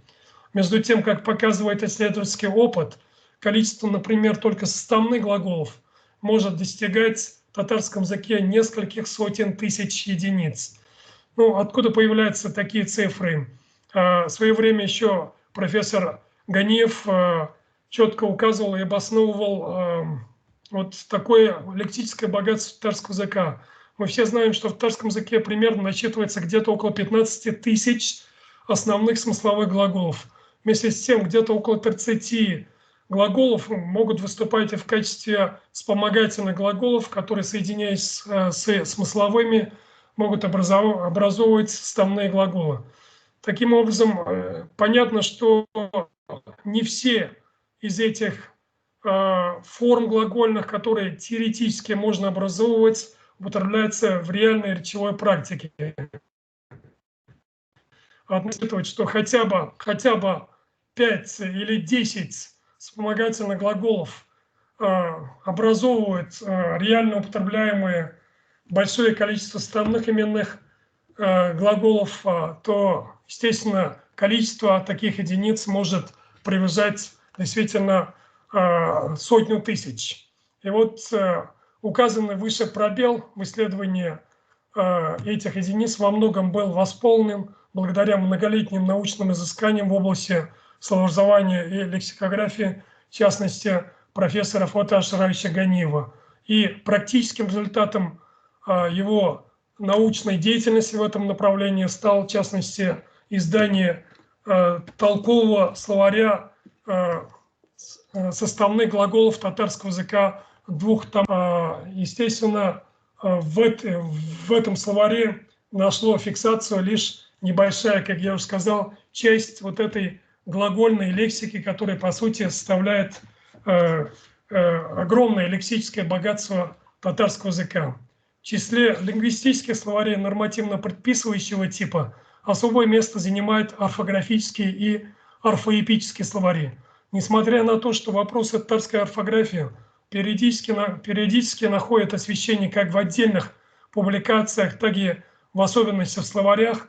Прежде всего, я имею в виду словари, орфоэпические словари Салимова 95-2004 годов издания, а также орфографический словарь татарского языка 2017 года издания, и есть некоторые словари более раннего издания. Проблем данной области, в том числе и в контексте обеспечения соблюдения норм литературного языка, повышения культуры речи на родном языке, не становится меньше. Совместный труд академических и вузовских специалистов по разработке нового орфографического словаря татарского языка, который близится к завершению и в котором многие из вас принимают участие, дает основание надеяться, что многие проблемные моменты и нерешенные до сих пор до конца вопросы орфографии найдут свое системное и последовательное решение, отвечающее современному уровню развития и реалиям применения татарского языка. Важный шаг в направлении обобщения большого теоретического и практического материала в области татарской орфоэпии и акцентологии, также в известной степени и орфографии, сделан в рамках разработки нового орфоэпического словаря татарского языка. Вот вы можете видеть этот словарь. Авторами словаря являются Сафаров, Тимирханов, Галимова. Данный словарь включает около 4600 слов, описанных с учетом всех имеющихся и возможных трудностей в их произношении и постановке ударения, в том числе с фиксацией таких трудностей на уровне полных грамматических форм вокабулы. Положительные характеристики словаря, выгодно отличающие его от своих предшественников, сводятся к применению более совершенной и адаптированной к особенностям татарской фонетики системы символов фонетической транскрипции, избирательному применению транскрипции в отношении проблемных зон, лексемы, при полной подаче грамматических форм, последовательной фиксации орфоэпических вариантов, вызываемых явлением ассимиляции и некоторыми другими особенностями языка, фиксации и описания заимствованной лексики, прежде всего арабизмов, персизмов, русизмов и европеизмов, которые в последнем случае входят в татарский язык фонетико-графическому оформлению русского языка. Но вы все понимаете, что именно эта лексика в большинстве случаев вызывает трудности в правописании и произношении, как и постановке ударения вследствие его подвижности, и является источником вариантных форм оформления. Вот в предыдущих орфоэпических словарях этот большой пласт лексики был опущен. Впервые национальной лексикографии в 2019 году увидел свет словарь трудностей татарского языка. Также можете увидеть в издании Яли имени Ибрагимова. Авторами является Сабитова, Сафина, Тагирова. Данный словарь включает около 1400 вокабул. Словари на конкретных примерах из художественной литературы, публицистики, интернет-источников, нужно сказать, впервые мы привлекаем интернет-источники, системно описаны многочисленные случаи нарушения норм татарского литературного языка, связанные с правописанием, употреблением лексики. Скрыты их причины, приведены правильные варианты, сопровождаемые полной парадигмой грамматических форм. Примечательно, что в качестве вокабул, наряду с лексикой, вызывающей трудности употребления, целенаправленно отобраны, описаны и ошибочные формы с последующим обоснованием, указанием на правильные варианты их употребления. Словарь представляет несомненную практическую ценность и имеет потенциал дальнейшего расширения в объеме и в количестве описываемых вокабул. Серьезным достижением направления развития национальной иностранной учебной лексикографии стало появление татарско-английского и татарско-английского англо-татарского словаря, который продолжает и существенно развивает предыдущий опыт в данном направлении. Я могу также показать данный словарь, достаточно объемный словарь, 40 печатных листов, с расчетом охватить иноязычную аудиторию пользователей, не владеющих кириллицей, включая представителей татарской диаспоры за рубежом. Словарь издан также в полной версии на латинице, будучи снабженной подробно разработанной таблицей звукобуквенных соответствий татарского алфавита на кириллице и латинице.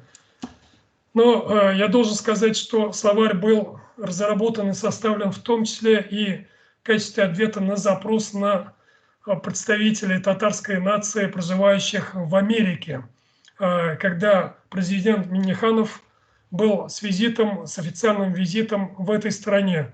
Но прежде всего потребность в таком словаре выразили представители из числа татар, наверное, где-то во втором, в третьем поколении, родители которых эмигрировали в Америку, хорошо владели языком, однако их дети уже или плохо владеют татарским языком, или не владеют им, и в том числе не владеют кириллицей.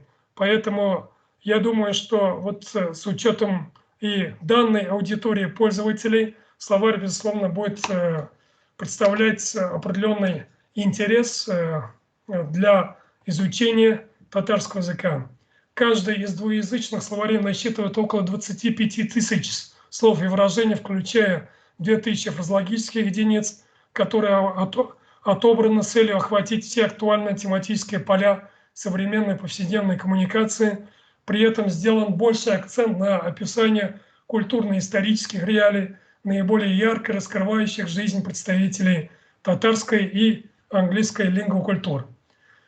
Авторы стремились снабдить в случае употребления слов и фразеологизмов иллюстративным материалом. Словарь, несомненно, предлагает объемный, добротный языковой материал, который представляет практическую ценность, будет полезен также в контексте расширения и совершенствования электронных программ и баз данных, связанных с развитием информационных технологий, в том числе машинного перевода.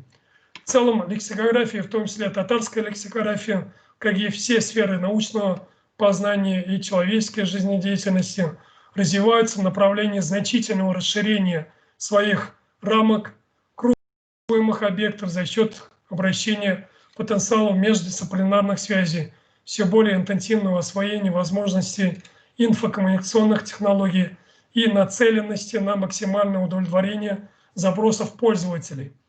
Все это в совокупности ведет к стремительному развитию электронной лексикографии в самых разных ее формах и масштабах, открывая в то же самое время огромное пространство и для компиляции в разных целях.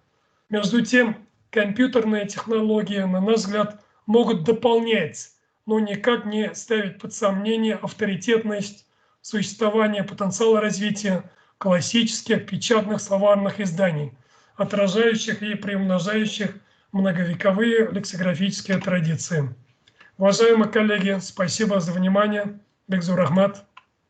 Айнур Ахадович, шын көңілден сізге рахмет, бик үзенчәлекле, эчтәлекле гомумән зур материалны кулашлаган докладыгыз өчен сезгә бик зур рәхмәт. Коллегалар, нинди сораулар булыр әлеге чыгышка бәйле? Катнашучылар уйлый торганчы, Айнур Ахадович, мөмкин булса мин үземнең соравымны бирер идем. Менә сезнең лексикограф буларак фикрегезне ишетәсем килә. Бүген телебездә шул кадәр күп алынмалар килеп керә, алар инде бик тиз арада шундай фильтр аша үтеп дип әйтим, сөйләм теле аша кермәсен, вакытлы матбугат аша кермәсен, әдәби телебезгә кереп китә дә сүзлекләрдә дә урын ала. Менә нишләптер, бәлки мин ялгышамдыр, миндә шундый фикер кала, телдә үзебезнең җирлектә сүз уйлап табуга артык игътибар бирмичә, без сүзне алабыз да куябыз кебек, һәм шул рәвешле сүзлекләрдә дә урын ала кебек фикер кала минем. Ягъни телебездә менә бу сүзлекләргә теге яисә бу алынма сүзне алганчы үзебездән эквивалентлар эзләп башта кую кирәк түгел микән? Бу сезнең үзегезнең шәхси фикер генә кызыксындыра мине. Сезнең менә моңа карашыгыз ничек? Ягъни үзебезнең җирлектән эквивалентлар уйларгамы яисә инде таралган сүзләрне алып кую кулайрак дип саныйсызмы? Гөлшат Раисовна, билгеле, менә бу алынмалар мәсьәләсе ул һәрдаим чыгып тора, бигрәк тә чыннан да сүзлек төзү кысаларында әле безнең үзебезнең уртак укытучысыбыз Фаташ Раис Ганиев инде эшләгәндә күп еллар дәвамында аңа да инде сез татарча сүзлекләр эшлибез, чыгарабыз, бастырабыз дип һәр вакыт сөйлисез, язасыз, ләкин татар сүзлекләрегезне ачып карасагыз, анда татар сүзлеге түгел, алынма сүзләр тулып ята, аны татар сүзлеге дип атап булмый дигән дәгъва һәрдаим белдереп киләләр. Һәм бер яктан караганда бу табигыйдадыр. Мин моңа нәрсә дип әйтер идем? Татар теле ясылыгында карасак та, әйтик, рус теле ясылыгында карасак та, алынмаларның килеп керүе, аларның шактый күп булуы бу телләрнең табигый үсешенең бер күрсәткече. Ләкин билгеле, әйтик, алынмаларның саны сүзлек составында 20%-ка җитсә, бу инде уйланырга нигез бирә, инде 30-40%-ка җиткәндә бу инде телгә турыдан-туры аны юкка чыгару белән яный дигән фикер бар. Бу мәгълүм.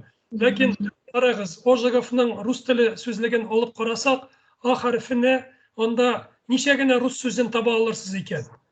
Андый сүзләр берничә дистәгә дә җитмәй мөмкин. Шул ук бүгенге көндә рус теленең гомумән хәзерге торышын алып карасак, анда инглиз теле аша кергән сүзләр тулып ята. Һәм инде бүгенге технологиялар, интернетның үсүенә бәйле рәвештә бу интернациональ лексика рус телендә дә, рус теле аша безнең татар телендә дә бик зур урын ала. Һәм инде сүзлек төзегәндә бигрәк тә менә татар телен инглиз теле ясылыгына, инглиз теле белән янәшә куеп төзегәндә мин үзем нәрсәгә игътибар итәм һәм нәрсәне алга сөрәм. Билгеле, сүзләрне уйлап тапканда, терминологияны булдырганда без телебезнең ичке ресурсларына мөрәҗәгать итәргә тиешбез. Аның сүз ясалыш ресурслары гаять бай. Аны әле без бүгенге көндә дә эшкә җигеп битерә алганыбыз юк.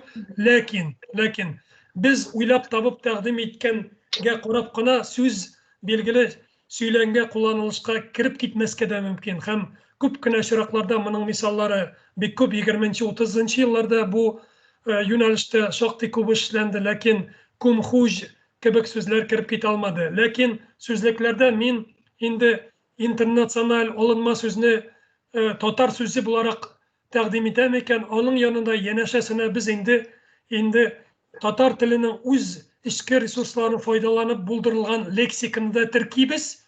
Үтер аша, менә без аны әйтик, инглизчә, русча, татарча, компьютер терминнары сүзлеген төзегәндә файдаландык. Һәм инде шул рәвешчә татар телендә мондый сүздә, аның мондый эквивалентыда барлыгын күрсәтәбез. Һәм журналистларга да, телдән файдаланучыларга да шушы мөмкинлектән файдалану юлларын да күрсәтеп теркибез. Бәлки ул вакыт узу белән кирип тә китәр. Бик зур рәхмәт, Айнур Ахатович, эчтәлекле җавабыгыз өчен. Коллегалар, булырмы тагын сораулар? Сораулар булмаса, бәлки соңрак булыр безнең йомгаклауга бәйле. Без алга таба дәвам итәбез һәм бүгенге секция эшендәге соңгы доклад «Темпоральность в синтаксисе русского и татарского языков». Автор Юсупова Лейсан Габделнуровна, рәхим итегез, Казан дәүләт медицина университеты. Лейсан Габделнуровна, рәхим итегез.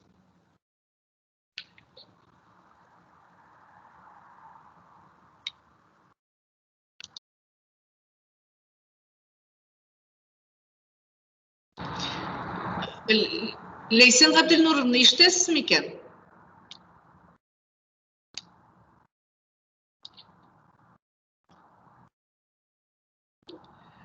Ул күренмәй, чыгып киткәнме соң?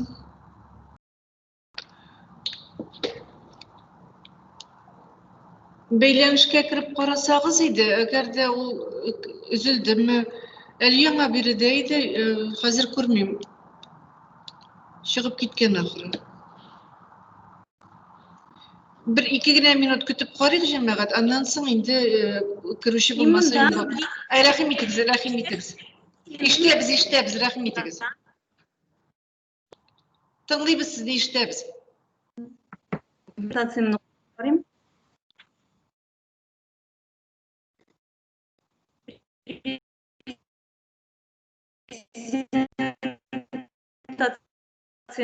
Презентация күренәме? Әле күрмибез. Презентация күренәме, юкмы, яңадан карыйм? Күрәбез, булды. Рәхим итегез. Бигәйбәт, хәерле көн. Мин рус теле белгече, кызганычка каршы сезнең кебек татарча матур, дөрес итеп сөйләшә белмим. Шул сәбәпле чыгышымны рус телендә ясарым.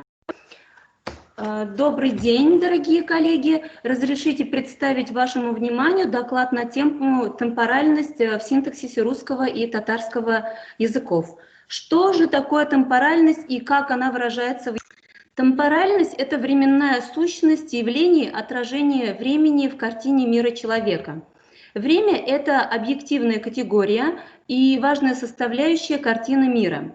Понятие времени имеет физическое, философское и лингвистические аспекты, которые неразрывно связаны между собой.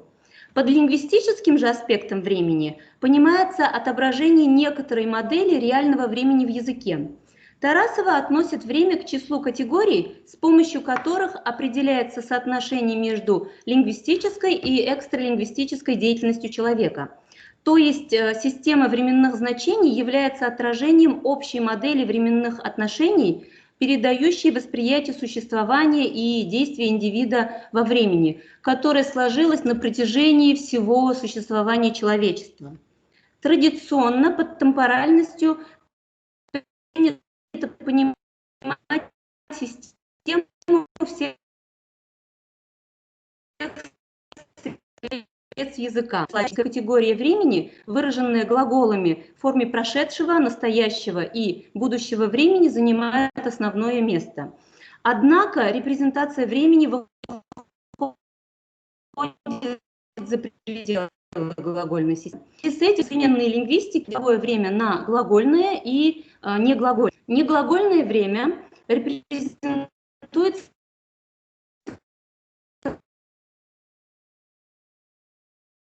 так называемыми формами специальные, прилагательные, причастие, депричастие, предлоги и послелоги. Предложно-падежными формами, а в татарском языке послеложно-именными формами и сочетанием неличных форм глаголов и причастий с послелогами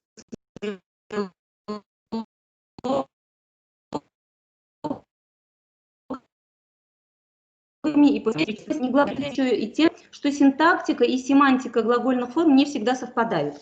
Так глаголы одной временной парадигмы часто выступают в значении другого. Сегодня я встал поздно, прихожу к колодцу, никого уже нет. Как мы видим, в данном примере глагол настоящего времени выражает форму прошедшего времени, значение прошедшего времени. Сегодня же мне хотелось бы подробнее рассказать о средствах выражения темпоральности,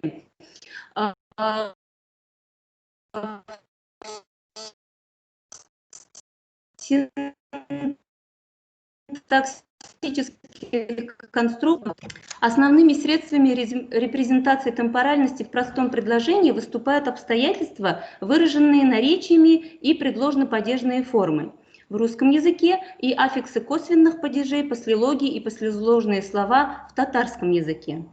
Например, утром он встанет и сразу пойдет на автобус в русском языке, и Петр Иванович рано узнал, почем фунт лиха. В данном случае мы видим, что значение времени выражено обстоятельствами. Русский предлог является неизменяемой частью речи. Самостоятельное выражение темпоральности без использования предлогов не является характерным для субстантивов, за исключением спецификаторов времени слов типа год, ел, год ел, будущее килячек, иногда в сочетании с определительными местоимениями и беспредложно-творительного падежа. Целыми днями, отналар буе вечерами, кишлярин. Предложно-падежная или послеложно-падежная форма выражения темпоральности характеризуется очень большим разнообразием. Временные отношения, как уже отмечалось ранее, делятся на отношения одновременности,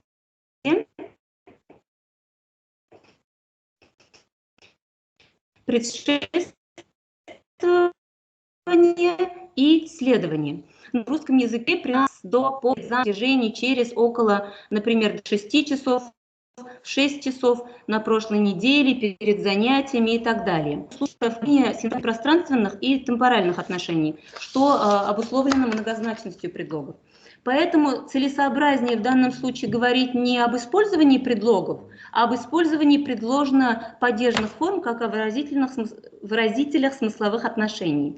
В татарском языке предложно-падежным формам русского языка соответствует конструкции с существительными в косвенных падежах и послелогами и послеложными словами. Например, алды, арты, хатле, уртасында. Галемгали огай, эгер иртенге кадер малайлар янында утырса, при использовании послеложно-именных форм аффикс может присоединяться как к существительному, например, иртенге кадер, так и к послелогу, дерис алдыннан. Еще одна группа средств выражения временных отношений – сочетание количественного числительного с существительными в родительном падеже в русском языке, например, 3 года назад. И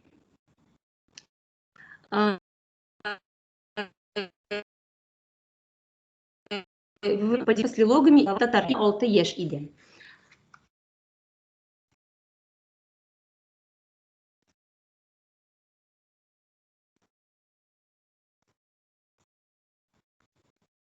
Формами глагола, иногда с послелогами и послесложными словами белян, сон, алдыннан и другие. Светила земля, а над ней, отвечая весеннему часу, сияли сады небесные. Юшка полтрап мияулы, в данном случае мы видим, что в обоих примерах выражено значение. Исследуемые языки характеризуются наличием сложных предложений с придаточным времени, которые в русском языке присоединяются к главной части союзами, выражающими те же самые отношения одновременности, следования и предшествования. В татарском языке аналитические придаточные присоединяются к главной части при помощи одинарных относительных. в составе части. Эти предложения в русском языке соответствуют сложно сочиненные предложения союзными словами. Предложения, где средством связи выступают парные относительные слова, койшан шунда, койшан шул шокта, например, мен койшан да койшан монтажлап бетеребез, шунда килерсиз. Менә койшан да койшан монтажлап бетеребез, шунда килерсиз. Являются эквивалентными сложно подчиненным предложениям с парными союзами, тогда как? Зачем ты, не задумавшись, дал отсекать себе крылья именно в татарском языке? Связывается с главным предложением при помощи аффиксов, послелогов и послеложных слов. В русском языке этим предложениям соответствуют сложно подчиненные, предложения с союзами. Выбор этих союзов зависит от отношения одновременности и разновременности. Отношение одновременности выражает послелоги и послеложные слова шокта, орада, уакатта и глаголы с аффиксами ханкен, даде, тате и другие. Значение предшествования передают аффиксы кошкеш, гошгеш, аффиксы ганнен, геннен, каннен, кеннен с послелогами блян, бирле, сон и относительное слово улдатугель. Союзам, выражающим отношение следования, соответствуют аффиксы ганши, генши и аффиксы р, ар, с послеложными словами олденнан. Также значение времени в исследуемых языках выражают аффиксы деепричастий. Об-эб, гаш-геш, каш-кеш, ганши-генши в составе сказуемого придаточной части и аффиксы га-ге, ка-ке, да-де, та-те. А также конструкции послелогов и послеложных слов блян, бирле, сон, алдыннан, шокта со сказуемыми суффиксами ганнен, кеннен, ыр, ганген, канкен. Мөнирә киенген арада Ләлә өстәлгә газетаны караштыра башлады. Егор долго примеривался к жеребцу, пока взнуздал его. Таким образом, представление о времени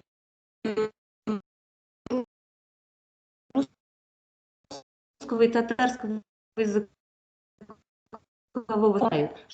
русского и татарского языков и принадлежностью категории времени в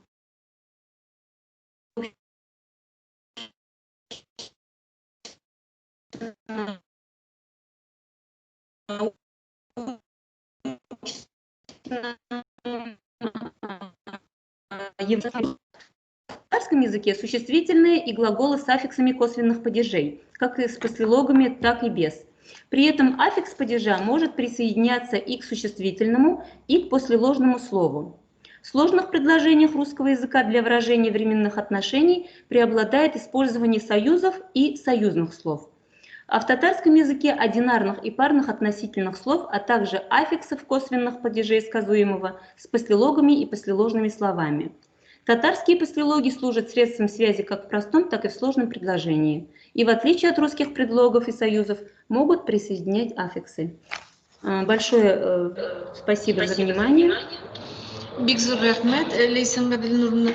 Коллегалар, нинди суроолор булар? Әлеге чыгышта бейле. Лейсан Гадилнурна, менин менен ушундай суроо. Ничек ойлойсуз, менен сиздин инде материалыңыз рус тилинде, татар тилинде шактый бай. Соңгы ораларда гомумән татар тилинде темпоральлык билдирүү чараларына рус тили таасири бармы? Соңгы ораларда деп айтырга мүмкүн. Мени кызыксындыра албетте соңгы оралар. Гомумән менен ушундай ишраклар игътибар үзәгендә булмадымы? Ягъни темпоральлык билдирүү чаралары рус тили таасиринде традицион чаралардан айырмалы булган, яңалары барлыкка килгән ишраклар юкмы икән? Кызганычка каршы, андай у яктан өйрәнгәнебез юк. Тик татар халкы һәм рус халкы күптән инде бәйләндә без кай вакытта үзебез ниндидер формаларны тәрҗемә итеп кулланабыз. Һәм вакытта бу рус тиленнән татарчага күчерү кебек миңа. Рахмет. Рахмет Бигзур. Булырмы тагын сораулар? Belki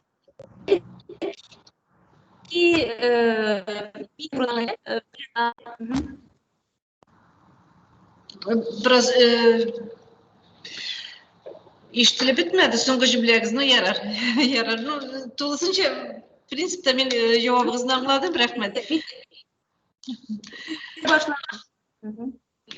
Yarı kollegalar, bir de biz sizin bile soňky çygyşyny tыңladyk. Fikre oluşurga, katnaşyrga tilewçiler, dindir fikirler eýtirge tilewçiler bulurmy? Rahim etigiz.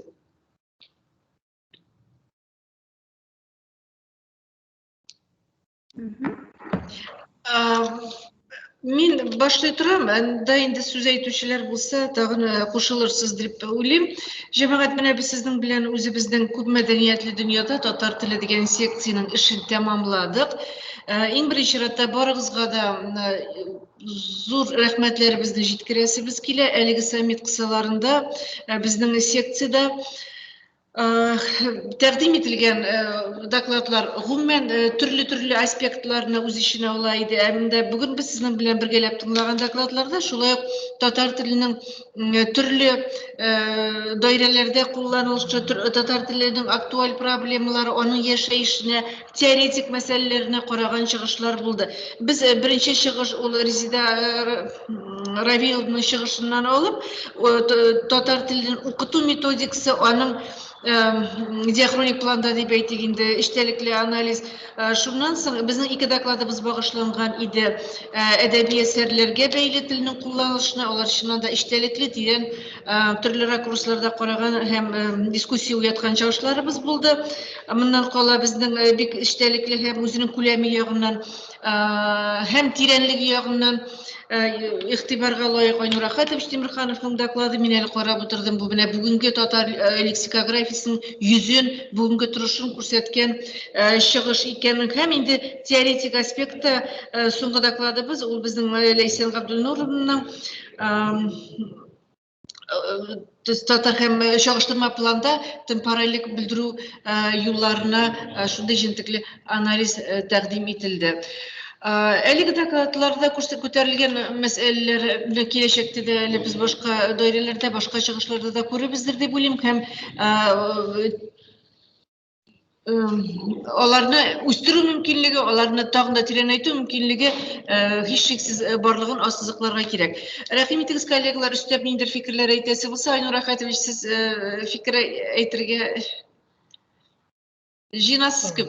So'daraysim, sol rahmatkina aytasym kela sizge şuşa samit kısalarında ýaňadan bir kat tatar tiline şonday zor ihtibar orun berýüňiz üçin belgili mene şuşa günlerde KFU'da hazır tatar tiline okutu kursları da başlanıp gitti bilen men ministrlaryny okuta başlagansız eken. Ondan alda ötken atnadagına men şulaýak tügerek üstelde gatnaşdym. Ol Tileşi rayonunun sudy bazasında boldy. Tatar tilin sud işçiliginde kullanуу meselelerini bağışlangan idi. Anda bir neçe prokuror, şulay Konstitutsiýa sudy председатели gatnaşdy. Mene bu ýaklapda tilibizge azmy köpmi ihtibar kimemi ortagına bara dip aýtasym kele. Ýagny indi nindigine siýasy wazgyýat bolsa da biz her birimiz özübizniň iş urunda, özübizniň fenni işçiligimizde tilimizni köbrek hem kıyurak etip alga taba sürsek, hiç şeksiz ol hale ýaşaýaşak, üseşek hem kileşek bugunlarga da hizmet etjek. Rahmet. Rahmet bek zor. Kollegalar, fikirler bulurmy? Indi fikirler bulmasa biz sizning bilen sogbulaşyrbız. Barygyzga da sammitde uýuşturuşylar isiminden sizge barygyzga da bek zor rahmet. Hem oldagy fenni işçiligizde, ijady işçiligizde, hukuk ülkesindeki işçiligizde sizge oňuşlar tilibiz. Hem oldagy ýyllarda da, oldagy konferensiýa kısalarında da birge munday formatda gana tugul, yüzge yüz uçraşyrga da ýaşsyn digen tilekde kalabız. Barygyzga da bek zor rahmet, sag bolyňyz. Rahmet.